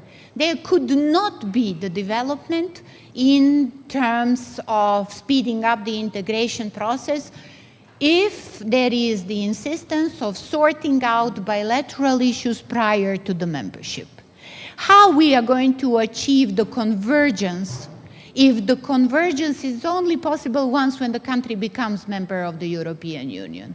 2 + 4 billion for the Western Balkans is hardly enough to speed up some of the biggest reforms. And we calculated that, for instance, for fully aligning with the environmental policy of the European Union, Serbia only will need, Serbia will need 15 billion euros.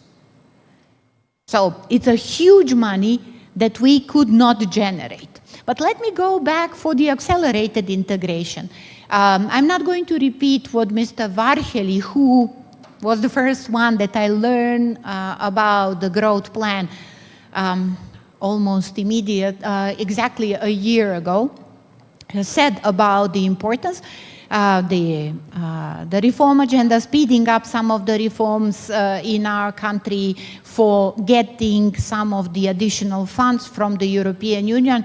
I would like to concentrate on the accelerated integration that we are also working.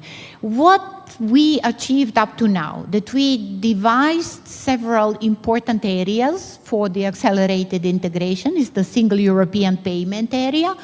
Why SEPA? Why this one? Because it could generate for only one transaction around $500 million free money for some of the reforms in the region. That is extremely important. Then something that we colloquially call green lanes is actually speeding up the custom procedures for the trucks, particularly trucks that are taking the goods inside, outside the Western Balkan European Union, because I'm not sure that you are aware, 300,000 trucks from the region are traveling each and every year across the border in the European Union. And in average, they are waiting at least 12 hours on the border crossings with the European Union. If we speed up for 3 hours that waiting time, we will accumulate 26 billion euros per year. If that's not the message, then I don't know what is the message. But, and the third thing that I am very proud of, those ladies and myself, we are meeting each other very regularly. And we start speaking on behalf of each other. And that's also a very important thing. So the issue that I see as the problematic is to put front-loaded solving the bilateral issues prior to the membership. For us, dialogue on Belgrade-Pristina is not a bilateral issue. It's the issue of normalization, not of the status, so I am not talking about that. I am talking about sorting out the border issues, the unsolved issues of the 90s that, of course, exist. The problematic thing could be when you have the bilateral issue with already member state. And then that opens a lot of questions. Ilhan is aware of the problems that might arise, and we are seeing around the region, and I can count some of those issues that I can expect is going to put some problems also for Serbia. My fear is that the growth plan at some point might become the replacement for the negotiation process. The conditionality within it shows that there is no huge difference between the criteria for opening chapters and for the financial instrument to pay back money into the process, into the money for the fulfilling the reform agenda. Let me finish, if I am not overtaking your time. I am sorry that the Europeization has lost as a word in the integration process for the Western Balkans. I would love to hear it more, or something that I think somebody called it Brussels effect. So Europeization is the buzzword, getting us back into Europe, which is not going to be easy. But let's finish with the picture. So tomorrow, the day after tomorrow, we will be internal border of the European Union. Crazy situation, isn't it? Once when Bulgaria and Romania full-fledged member of the Schengen zone, then we will be inside the Schengen zone and not connected with the Schengen zone. That might be the possibility for thinking out of the box in terms of how to deal further with the Western Balkans. Thank you very much. Thank you very much, Tanya. Now, last but not least, and thank you for the patience, but I guess you're used to patience in this context.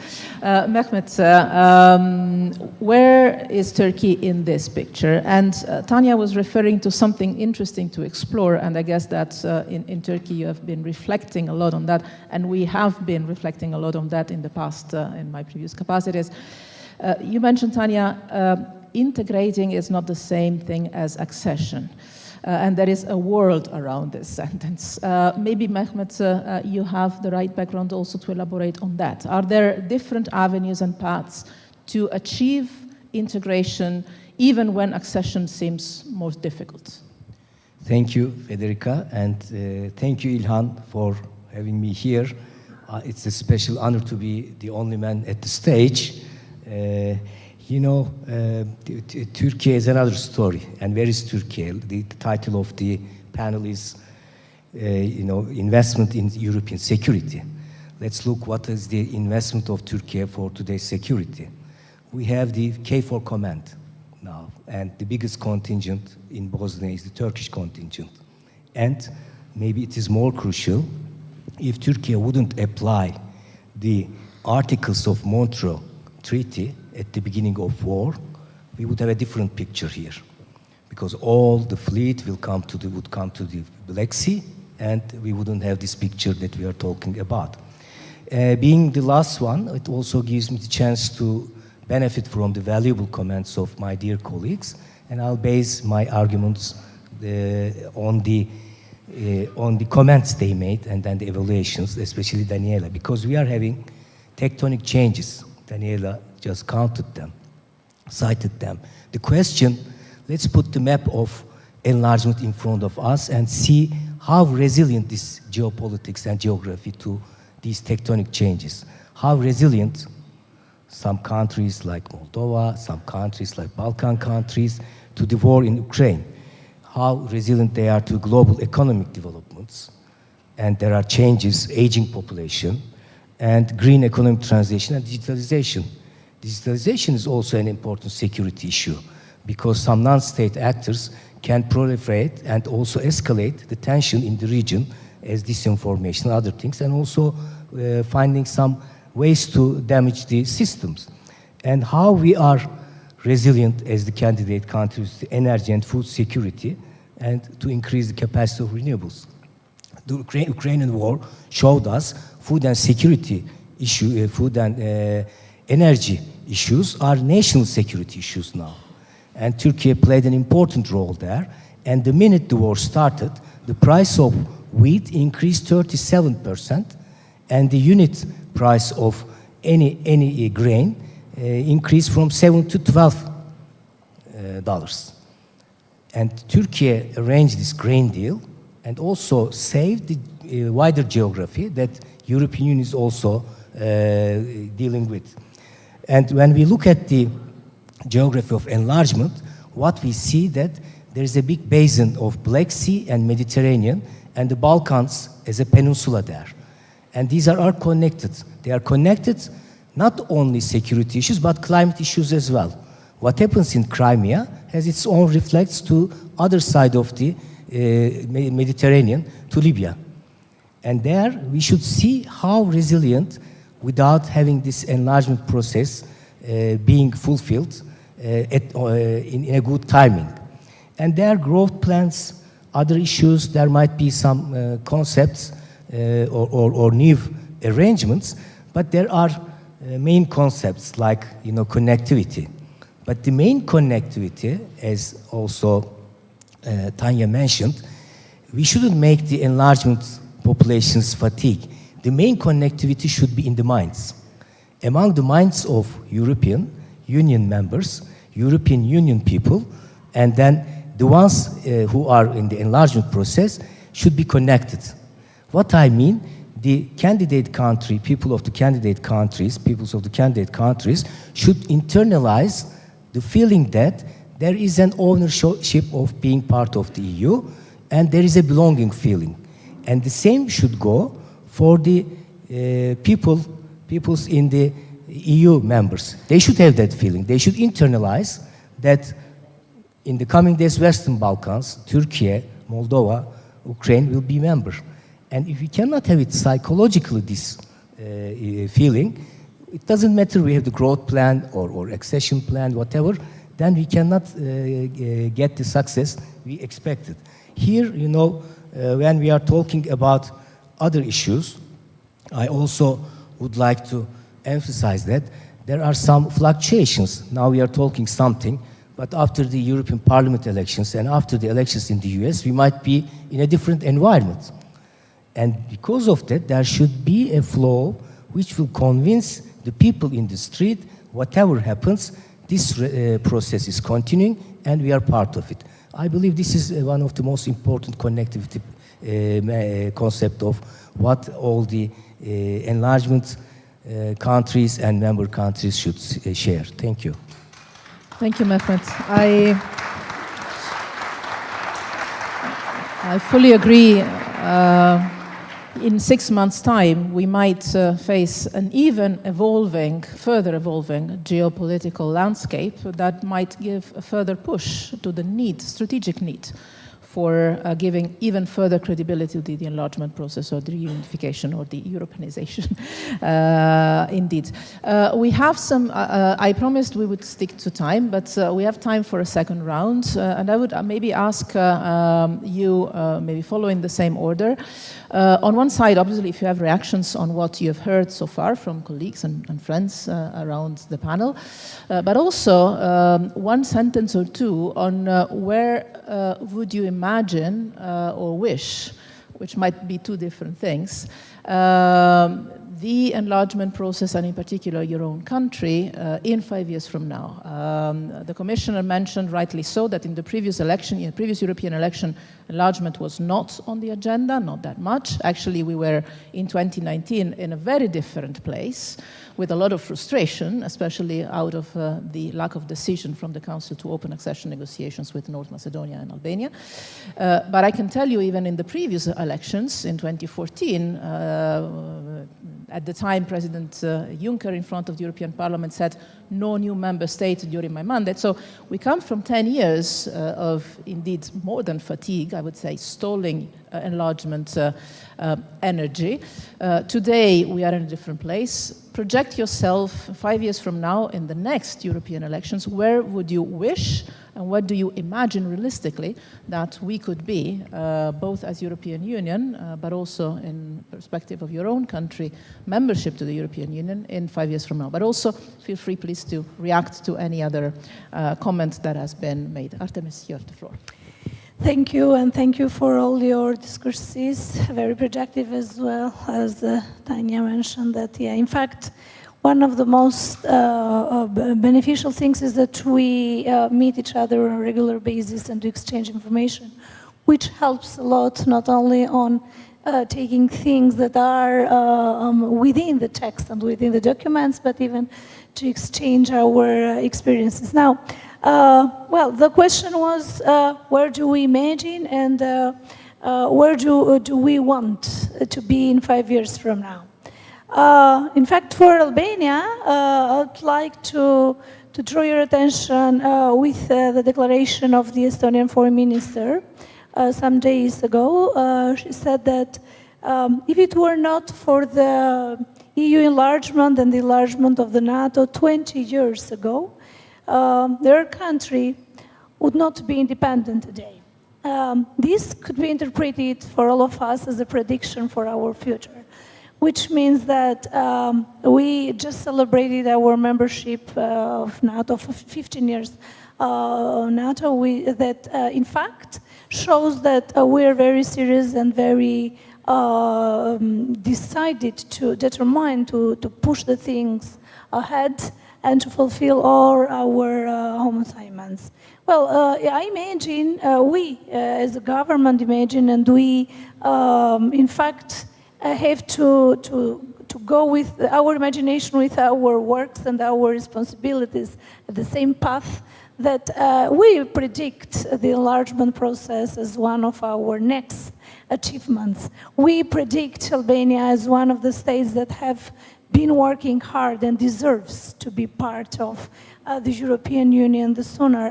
I cannot predict because, as you, all of you mentioned some risks, and Danila mentioned the risks of the budget, we could have never predicted the risks of the earthquake in Albania. And what we were supposed to undertake, our new reforms and our measures that had to be taken, because it was in fact something that for globalized, it cannot be predictable, but on the other hand, it was, for us, it was an obstacle, a very serious obstacle for our, not only budget, but even for the regional process, and on the other hand, even the pandemic and even the other risks. But we have shown that the organizations in Tirana and even the Berlin process put, or better to say, highlighted our science and our tracks of hard work and great expectations in the next years. On the other hand, we know that the challenges of enlargement are big, for sure. But on the other hand, the cost of non-enlargement is even much greater. So the European Union membership will make stronger not only Albania, but all the region, and it will make stronger even Europe. So this is going to bring and to enhance European sovereignty, security, economic growth, and for sure prosperity for all the countries. Definitely, yes. Thank you. Thank you, Artemis. I would now go back to Maida, maybe. Well, we are seeing the whole Western Balkans in the EU on merit-based principles, regatta principles, definitely. But I will be very, very optimistic hearing all these optimistic messages that the doors are open, that hearing that the momentum is now, and hearing that that there is a place for a lot of other countries that are ready for the EU membership. I will be very, very honest. I'm seeing Montenegro to be the 28th member by the 2028. And this is the main goal of our government, and this is the main goal of the Montenegro at this moment. We are going to use this momentum. I'm saying that this is not only the optimism that we are using, but only the hard work that is also in front of us on this issue. But really looking forward to be a successful story, which is a good thing not only for the Montenegro, but also for all our neighboring countries, because we want not to be the only one country from the Western Balkans, but to see all the other countries around us, especially having in mind that we are having the great regional cooperation with all our countries as well. So by the 2028, I'm certain that Montenegro will succeed. What are the reforms that are waited for, well, 12 years that we are already negotiating. But like I said, this is the double-sided communication. What is requested from Montenegro, we are going to fulfill, and then we are going to discuss about it with the member states as well. Thank you. Fatmira? So I want to go back a little bit on growth plans. So for North Macedonia, the new enlargement momentum has rekindled, and for sure, certainly it is much needed and welcome development. We as countries should be more concentrated in the strategy that we are going to use, and we should be very pragmatic in our approach and focus on the tangibles in order to anchor the region irreversibly to the EU until attaining full membership.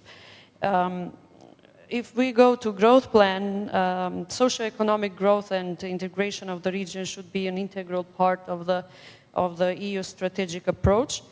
We as a region, taking in consideration all 6 countries, are about the size of Romania, no more than 80 million people, and the collective GDP less than 1% of the EU's GDP. There is a gap between EU and Western Balkan 6 countries, so the gap of economic and social divergence between the bloc and the region has been widening in recent years. If we go EU East and versus Western Balkan, the gap is 50%. Western Balkan 6 versus EU South, 60% gap. Western Balkan 6 and EU West, 70% gap. While IPA funds aim is to support reforms and financial and technical assistance, structural and cohesion funds aim is to support job creation, business competitiveness, economic growth, sustainable development, and improve citizens' quality of life. The growth plan has a particularly good step into this direction, opening the door for progressive merit-based integration to the single market. We welcome the effort of the EU presidency, the European Commission, and the European Parliament for reaching a provisional deal on the 4th April. Now that the growth facility regulation of the EU is on its way to realization, it is vital to redouble our efforts and show it would serve as an accelerator for the gradual integration of the Western Balkan countries. This is crucial for our citizens as it will infuse the much-needed dynamism and repair some of the lost credibility of the process in the short run. Initiatives for increased cross-border cooperation and regional cooperation could also play an important role in this endeavor. We should look at every sphere when we can look. I can directly say that we, as North Macedonia, have created a conference titled Gender Equality or Women in Foreign Diplomacy, and for the first time we achieved to bring all the 6 countries together and sign a declaration for cooperation between women diplomats in all Western Balkan 6 countries. And this was motivation for other countries to start and talk about gender equality. So we have now the conference of Mrs. Tanja Fajon in Slovenia, and also President Vjosa Osmani in Kosovo for women, peace and security. And this shows that women are capable of working together, and maybe we should give more space to women, like we are doing right now. And I'm happy that we have a man in the panel, because most of the times we have just men and maybe 1 woman, but today I'm happy because we have at least 1 representative from the other gender. So. Also, I would like to mention that infrastructural highways and railways are very important. I want to mention Corridor 8, which we share with Italy, Bulgaria, and Albania, could speed up transport and energy infrastructure connectivity and digital and communication investment project on the route of the corridor. These initiatives could also offer a political platform that will provide an additional forum for promotion of mutual cooperation and institutional or intensification of political, economic, security, cultural and social exchange. It also will contribute to bring people closer and also have B2B contacts, civil society dialogue, as well as between citizens as the main pillar in building mutual long-term friendship.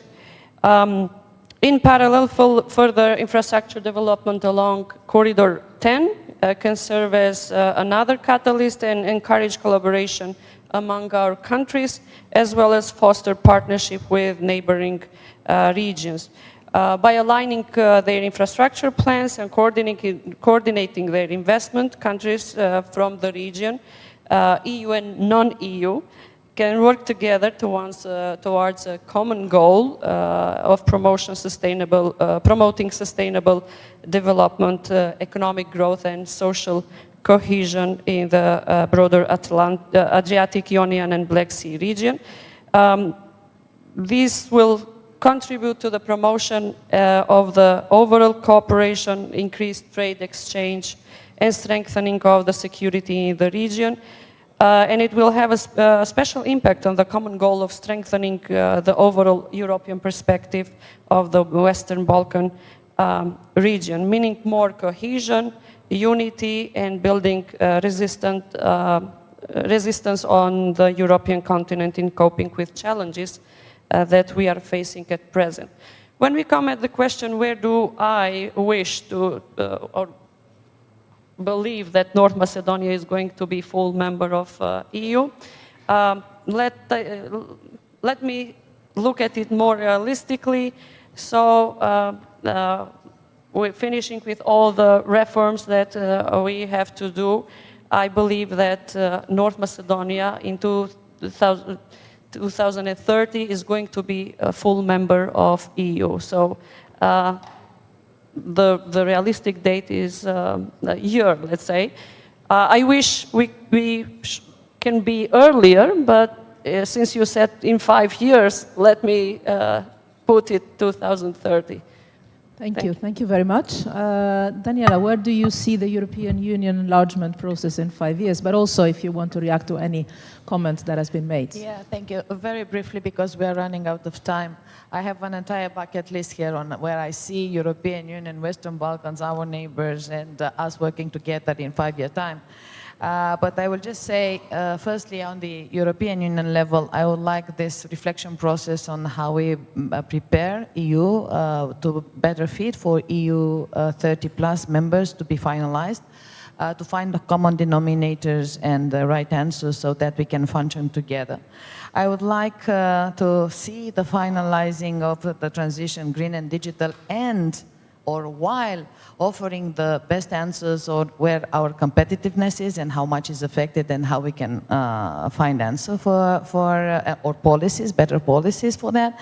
And I would like, of course, to advance the cohesion policy, and because this cohesion policy means that we bridge the gaps, not only between countries, but also between regions and citizens, and this is important to continue the no one left behind principle. And of course, social pillar, which is always important, it sticks with our social policies. On the Western Balkan side, first of all, I would like to answer you. I haven't mentioned Serbia, although most probably it's a common knowledge that Serbia is our neighbor, and if we want Serbia to advance, it's also because we have such good connections at the border, and definitely it is one of our priority to support Serbia process. We think that the growth plan should not and will not become a replacement for enlargement, because simply, as we spoke tonight, yesterday night, it is similar to the National Resilience and Recovery Plan. So we have conditions in order to attract money. There are conditions here to be met to receive the money or work with the money. And I think it's for the best for the reform to advance, to the benchmarks to be fulfilled, to the CFSP alignment to be continued, and so on. And of course, our fight would be to integrate in the next multi-financial framework the budget of enlargement, which means that this will be for certain a guarantee that the enlargement will end. And last but not least, in 5 years' time, I would like to have 5 years of peace between Ukraine and Russia. I would like the war to start to finish yesterday. And to start reconstruction and to talk about where we are in the reconstruction in the eastern side, Ukraine or Republic of Moldova together, this tiny fragile state, while we were working in a peaceful environment and start to attract our neighbors together in the European Union. Thank you. Thank you very much, Daniel, and let me underline how important it is to foresee the budget for it. Because indeed, you can have a strategic agenda, but if you don't have the budget to meet the strategic agenda, it will become difficult. Tanya, where do you see Serbia, the EU, the Balkans? Let me start with the EU, because it set the environment also for us. So I could not agree more with what Daniela said. The EU in 5 years, but during that 5 years, should answer very important questions, and it goes into the issues of the policies, changes in terms of some of the policies, of which we could easily say that the energy policy, telecommunication policy, but also agricultural policy has the enormous potential. and the discussion about the future of the cohesion policy also, or the financing, the disbalance which still exists in terms of the development in the EU.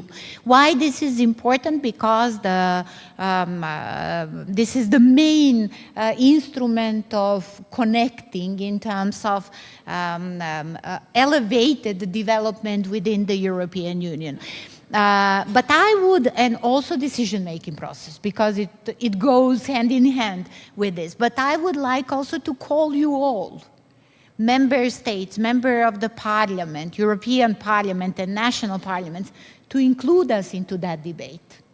It will be extremely important to listen to us. We are not going to take the decision on this, but the vision that we could provide is the vision of how do we see that as being a candidate approaching towards the membership. We had only a few days, it was Friday, Maida organized an extremely interesting discussion with Mr. Enrico Letta on the future of the single market. And he was ready to listen our angle of the story. That type of discussion, I'm sure that I'm speaking on behalf of all of you guys, we would like to be included, to listen, to learn, and to prepare, hand in hand with you. The second part of the question was, where do I see Serbia in 5 years' time? Having the experience that I have, I will calculate from our own interest. So Serbia's own national interest is to become a stable, full-fledged, prepared future member of the European Union, which has well-rooted democratic institutions, with a clear position regarding the preparation for the membership. If I am very optimistic, I will say that would be the time of the referenda in Serbia towards the EU membership. But for me, is the most important thing how we are going to achieve in those 5 years developments of Serbia, of each and every from the region, but for me is, of course, Serbia the most important thing. How we are going to maintain and even upgrade the level of the foreign direct investments, which are now twice as for the rest of the region, but nevertheless still not enough for for speeding up our convergence with the EU even average. That means that we have to speed up with the aligning with the European standards, not only technical standards, but particularly in terms of the rule of law. How then we work together in terms of the managing migration, which means not only fight against illegal migration, but how to keep our brights and brightest not to be taken into the European Union as you were proposing, but quite contrary, to stay in our society, to help building our society, to become part of reaching the advancement of the European Union, and foremost, how we are going to find out region as our natural playground. I mean, in good terms of that regionally we cooperate well, that we are not discussing about the issues, but going deeper into the integration. As I said, it could boost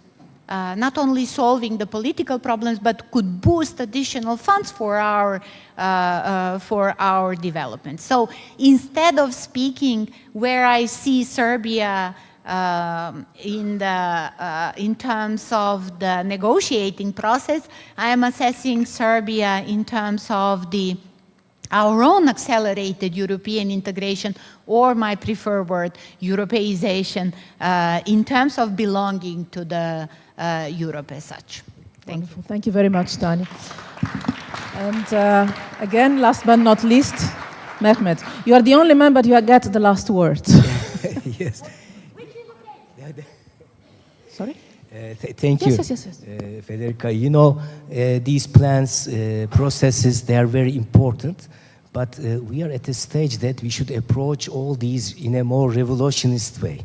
What kind of a revolution? Copernicus revolution. You know, before Copernicus, everyone was thinking that the sun and other planets were turning around the world. And the EU should also make a policy, also adding in harmonization process the trajectories and orbits of the candidate countries like Turkey, like Serbia, because there are also fence kind of approaches, staying at the fence. We might have some relations with some other countries, but EU should look how to benefit from this. And for Turkey, we try to harmonize our policies with the EU in all senses, but also we would like to have some benefits for our own countries. Tanya also underlined about agriculture. For example, the candidate countries, including Ukraine and others, they will have some different agricultural approach when they are having the, this process or growth plan. There they should have a word. They should also have some kind of comment, and also their priorities, their trajectories should be involved. It shouldn't be an imposing one, totally imposing one. Harmonizing is something else, imposing is something else. And also, Mr. Lajcak mentioned, when you impose the things, it reacts. And there should be a good cooperation, good understanding from both candidate countries and also the Union in order to harmonize in the coming years all the policies from digitalization to agriculture to the security issues. Thank you. Thank you very much, Mehmet. We even managed to be right on time, which was, for me, the most relevant challenge for this morning. I would like to thank all our panelists for being very open, very much to the point, also very visionary and very complimentary, which doesn't surprise me, but I think it has offered to our audience a very good picture of where the region stands, also in terms of interaction. I'm very much looking forward to this conversation. Let's see where we will be 1 year from now with the new Commission, with the new institutional cycle. In the meantime, let me reiterate the invitation to consider the College of Europe in Tirana as a platform, a standing platform for continuing these discussions, both on the Balkan developments, but also on the European Union reforms to get ready to enlarge. And please join me in thanking our panelists, and also let me announce that the next panel will actually be a fireside chat with Ivan Krastev and Boyko Vasilev. Thank you very much.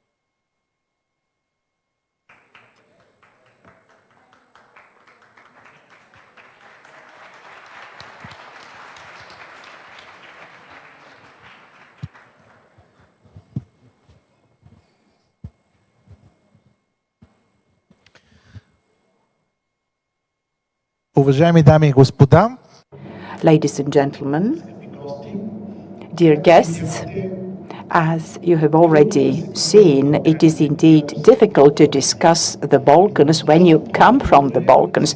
However, it is even more difficult to talk to the remaining world about the Balkans if you come from the Balkans. All of you are expecting that the person who is good at both will be our speaker. All of you know Mr. Ivan Krastev. Mr. Krastev is a Bulgarian political scientist. He's the chairman of the board of directors of the Sector for Liberal Strategies. He's a member and co-founder of the European Council for Foreign Policy. He was the executive director of the International Committee for the Balkans, the so-called Amato Committee. Furthermore, he was declared to be one of the 100 most famous intellectuals across the world. This is the foreign policy ranking for 2023. So everything that has so far been discussed, let us imagine that it is taking place in front of a TV set. What the TV screen is showing is the war in Ukraine. How do you think the Balkan public and the Balkan leaders will be watching and perceiving the TV screen? Thank you for everybody, those who are still in the conference room. This is as difficult as surviving in a negotiation process. The Matter Committee assumed that in 2014 the Western Balkans would be part of the EU. Let me start with a mental experiment that might help us answer the issue I've raised. Just let us imagine a political scientist at the end of the 90s who lives and works in Warsaw or Prague. And what he sees there is the future of Europe. In parallel, another political scientist at the same time in Sarajevo or Belgrade who has the same idea, namely what he or she sees is the future of Europe. Which of the two is better prepared for today's world? I have said this as a major difference between the Western Balkans and the remaining Europe is that the Western Balkans are the only European region that has an individual personal experience with a war. To what extent have the people forgotten the war in Yugoslavia? However, those who experienced the war, it is still a reality.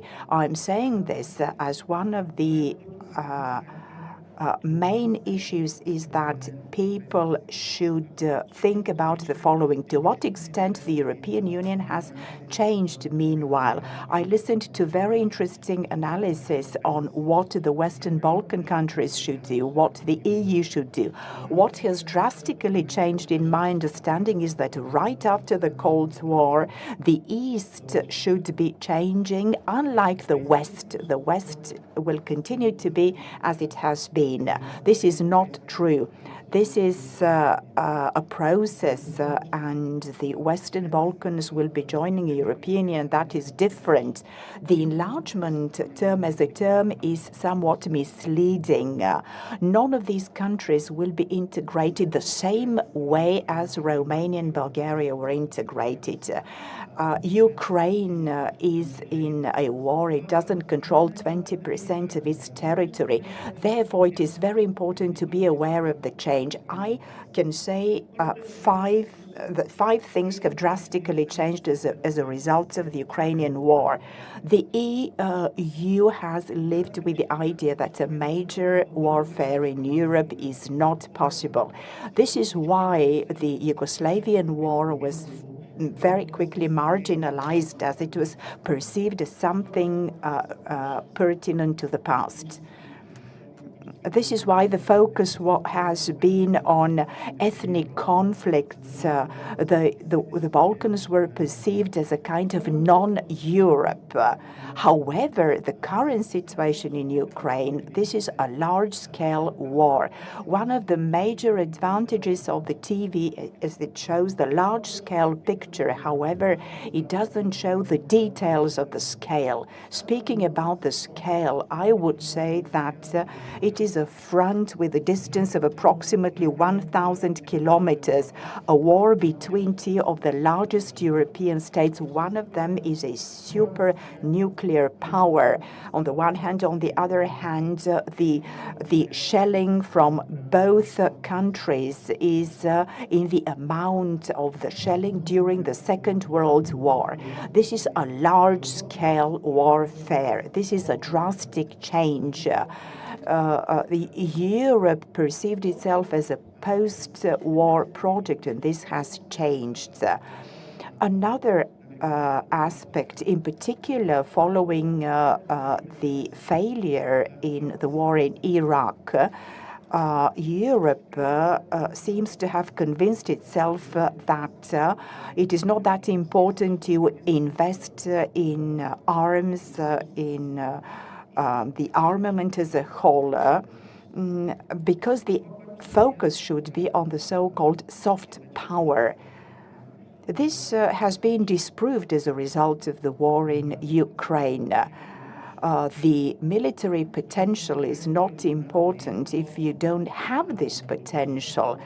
Hence, the lack of preparedness in military terms of Europe. This is indeed amazing.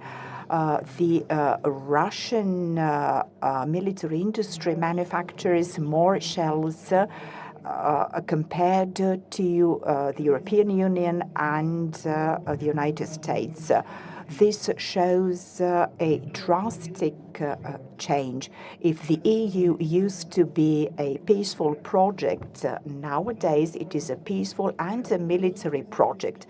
This has to be borne in mind. The third thing, when this war broke out, all the European countries became aware that they are too weak, each country is too weak to cope with that new situation. On the other hand, Ukraine showed how powerful nationalism and how mobilizing it can be. Your readiness to sacrifice your life for the country is something that shouldn't be taken for granted. Europe's biggest advantage used to be the peaceful project. However, this is no longer the case. Your success may become your weakness. I have been told by Germans that officers from the German army go in civil clothing, in civil garment when they go to work. The reason is that Germans don't like seeing people in military uniform on the streets. This is a huge change. Can you imagine it? I'm telling you this as the world relations have drastically changed. I do agree with what the Turkish minister has said. The European Union used to ask itself the question, how can I change the other countries? Now the question has changed. How can I prevent these countries changing myself? All of these, I'm saying all of these as I firmly believe that the Western Balkan narrative has entirely new dimensions. We are emphasizing on things such as geopolitical factors and others. However, we seem to be behaving as if we believe that everything will continue to be the same. I don't believe in this.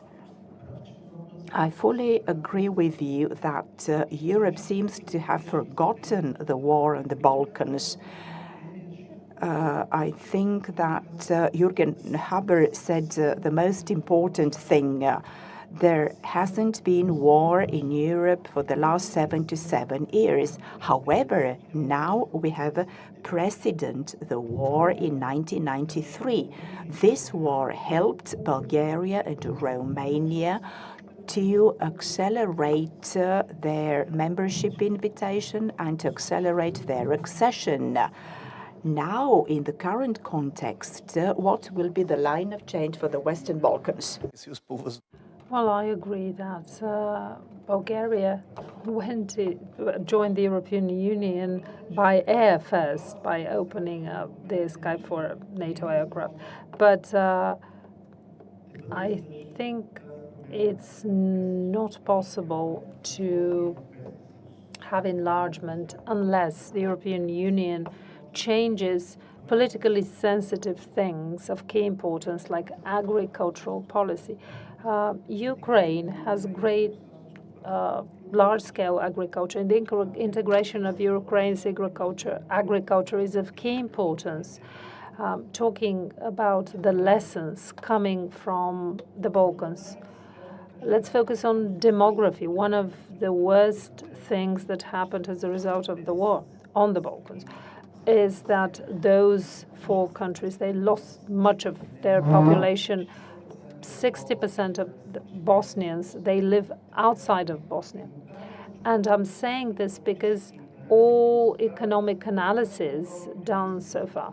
By the way, there's a lot of advantages now, a lot of opportunities, because as a result of COVID, of the economic crisis, many countries are trying to converge their production capacities with their markets. And it is expected that in Bulgaria and other countries, they will have a desire to create new production. But the issue is the lack of workforce. The labor market, the shortage of workforce on the labor market, this is the biggest issue.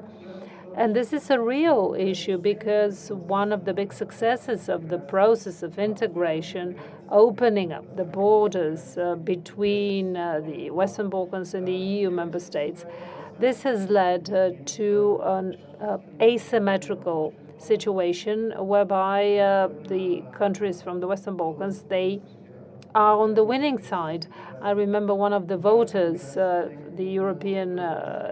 previous European elections, she said, this is the best, opening the borders is the best thing that happened because it created a lot of opportunities for us. But it's also very bad because my grandchildren went to other countries to work and live in other countries. And now there's a lot of talking about Ukraine. We can say that over 30%, 35% of the Ukrainians, they have moved out of the places where they used to live.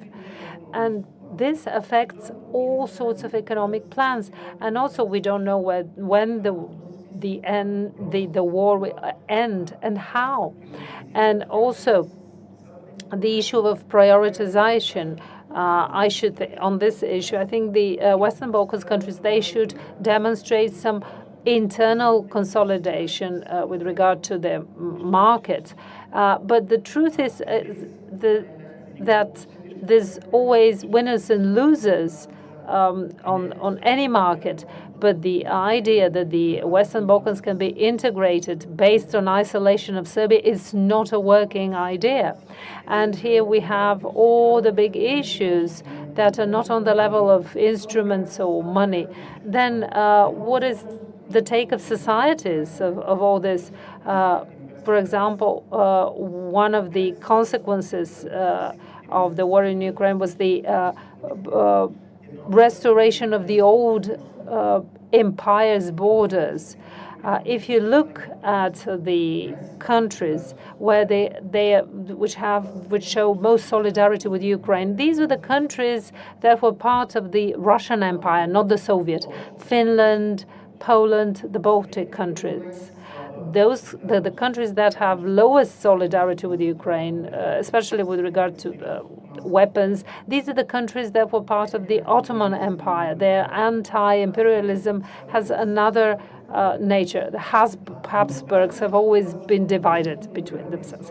I'm saying all this because bringing back this history of conflicts, historical sentiments that have we stopped analyzing. This is also, they are also part of the process, but talking about sentiments, feelings, which is more dangerous for the political process. The fact that the Western European societies have cooled off in relation to the Balkans, or the Western Balkan societies have cooled off, have started cooling off in terms of Brussels. Well, they're both important. In a moment of crisis, everybody is focusing on their own problems. One of the characteristics of crisis is that you're thinking that you're in the center of the problem, and you're very much annoyed if someone is telling you that their problem is bigger than yours. This is how human society is functioning. But from that perspective, talking about political perspective, what has changed is that for some Western European leaders, the Balkans were in the waiting room of the European Union, and you can stay there a lot, especially if you're regularly given sandwiches and water. But the thing is that at some point, this waiting room started looking as an emergency ward, and you started seeing different scenarios. So the status quo cannot hold anymore. And from that perspective, the interest of political leaders in Western Europe to the Balkans is very different. They're now aware that this cannot hold any longer. On the other hand, the Western Balkans are facing also a problem easy to explain. On the one hand, I told you in 2014 came the idea that they became part of the European Union. Then 10 years passed, and this conversation continued, and we're talking about a very bureaucratic process. And there's a lot of discontent of the societies with the development of their own countries, mistrust and lack of confidence in political elite. A friend of mine, Albanian analyst, he has a definition of what has happened to the Balkans, and I want to quote him. He said they made a transition from repressive to depressive regimes. Few countries have this feeling of collective success. But this is very important, this feeling. And I think that one of the key things that should happen is that, after all, they should feel that those countries are facing a choice. Holding the status quo will not work any longer. The marginalization of those societies with all the risks, inherent risks. Somebody mentioned the Black Sea as a geostrategic region. It is suddenly becoming one of the hottest potential conflict points. So that's why I think that one of the things that is happening, and I think this is positive development, and that is that for the first time after all those years, the process of European integration is now being thought and reflected upon from the perspective of the national interests of those countries. It stopped being a mantra saying why it is good to be part of the European Union. And now I think that people who have been dissatisfied with the developments, they're now aware that those small countries with small economies, by the way, they cannot have a protectionist model in their economies because they are too small, and they don't have a place in a larger environment, including from an economic perspective. And my memory is that we can say that the European Union does not have criteria to make societies change, as societies to become more tolerant, more democratic. There's no such strict criterion for that, because the criteria of the European Union are basically technical. But I remember that feeling the spirit of the future membership societies, they have the will to change, to be more pluralistic, more democratic, and so on. Is there a danger of this no longer working from now on. They can join the European Union like boats that in a race where the national boat of one country will outpace the others. We live in our societies. We vote. We elect people. We decide on some economic policies. The thing that I've been always worried about in the process of joining the European Union has been the idea that the European Union is changing societies.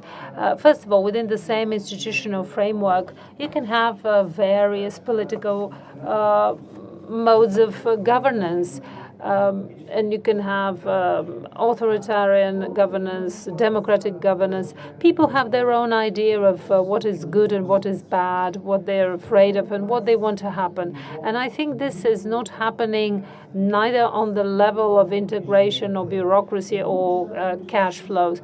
One of the things that happened in our societies is that at some point we realize that we live in a world that's different from the world that we used to live, or we thought we lived in, with a world of many uncertainties. Remember the fact that the European Union did not find the strength to give early vaccines to the Western Balkan countries, despite all the talks about integration. And Belgrade had to welcome Russian and Chinese planes carrying vaccines. So we have to show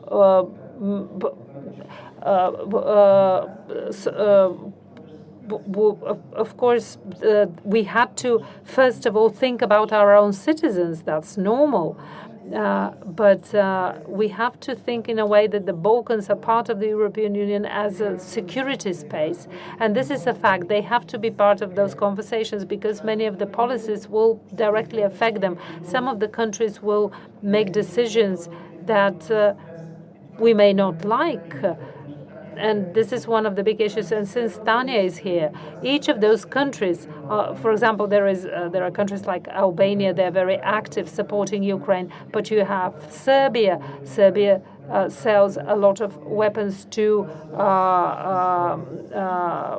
Ukraine, but does not want to join the sanction regime. But if we are not aware about the deep political change within those countries, and we are facing a choice that you cannot avoid making.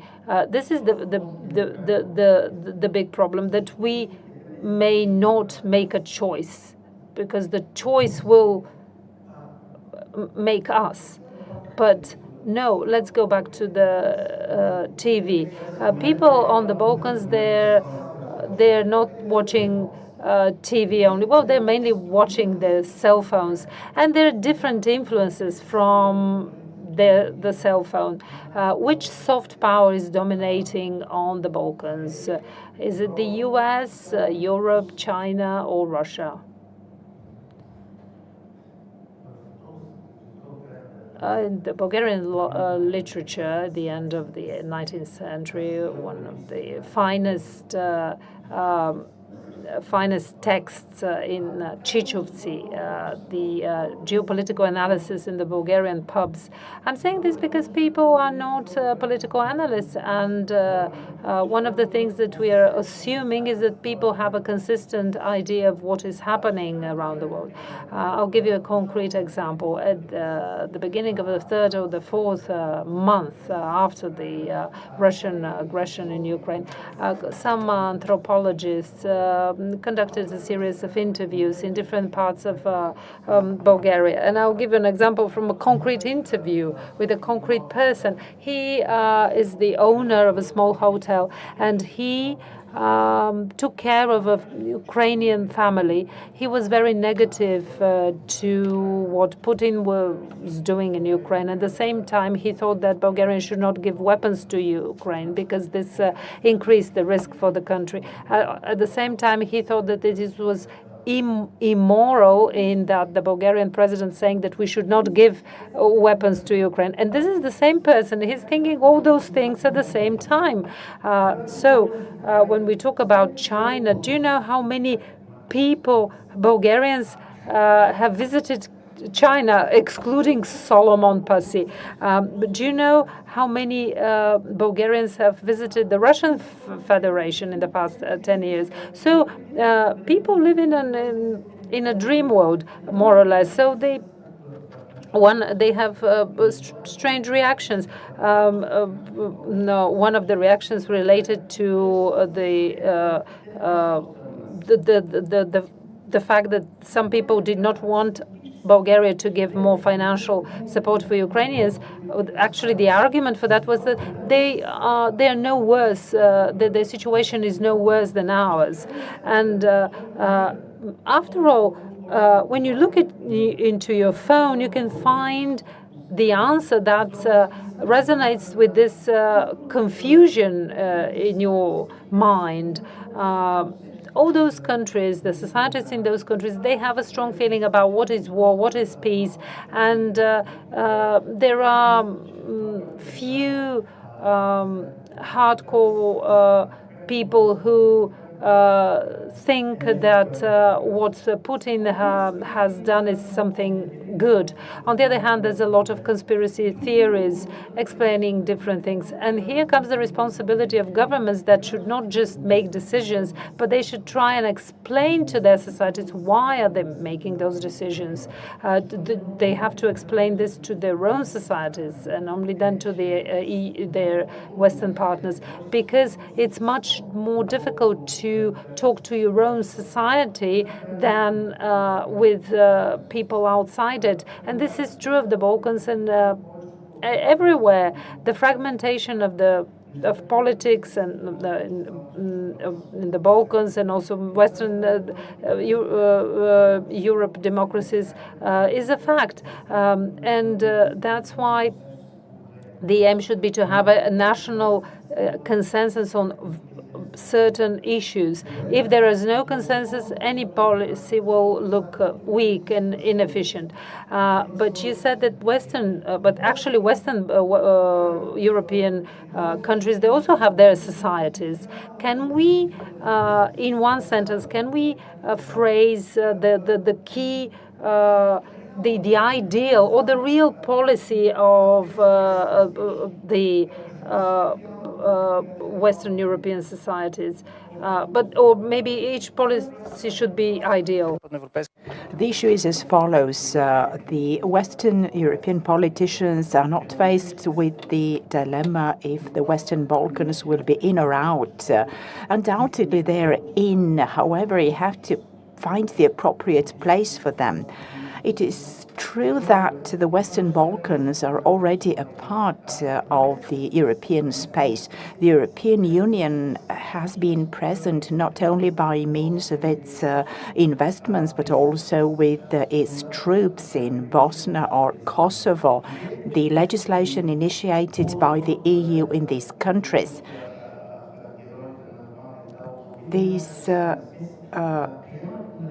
As regards the reality and accepting the reality that the Western Balkans are part of the EU, the issue is how the EU is adapting to this reality. This is the big issue. At the end of this discussion, similar to any moderator who is a populist, let me ask a question on a positive note. It is a question which is frightening for myself as well. I can hardly imagine all of the Balkans in one single union. This didn't happen within the Roman Empire either. Let us, however, imagine just for a minute that all the Balkan countries accede to the EU. What will the picture look like? Won't it be strange, unique at the historical background on the one hand, but on the other hand, unexpectedly frightening, scaring? You are imagining how they will accede to this European Union with the EU commissioners, with the entitlement to veto. You can hardly imagine how Moldova or Ukraine, exactly how they will be acceding. My thesis is as follows. If you want to imagine what will happen in 5 years, you have to imagine a different European Union. A union different in institutional terms while maintaining its fundamental values and freedoms. As I have pointed out and emphasized, the Balkans are already inside the European Union. We've been asking the question how the Balkans will be changing. However, as for the change inside the European Union will be more radical compared to the changes occurring in the Western Balkans. This can be perceived as either a pessimistic or an optimistic answer.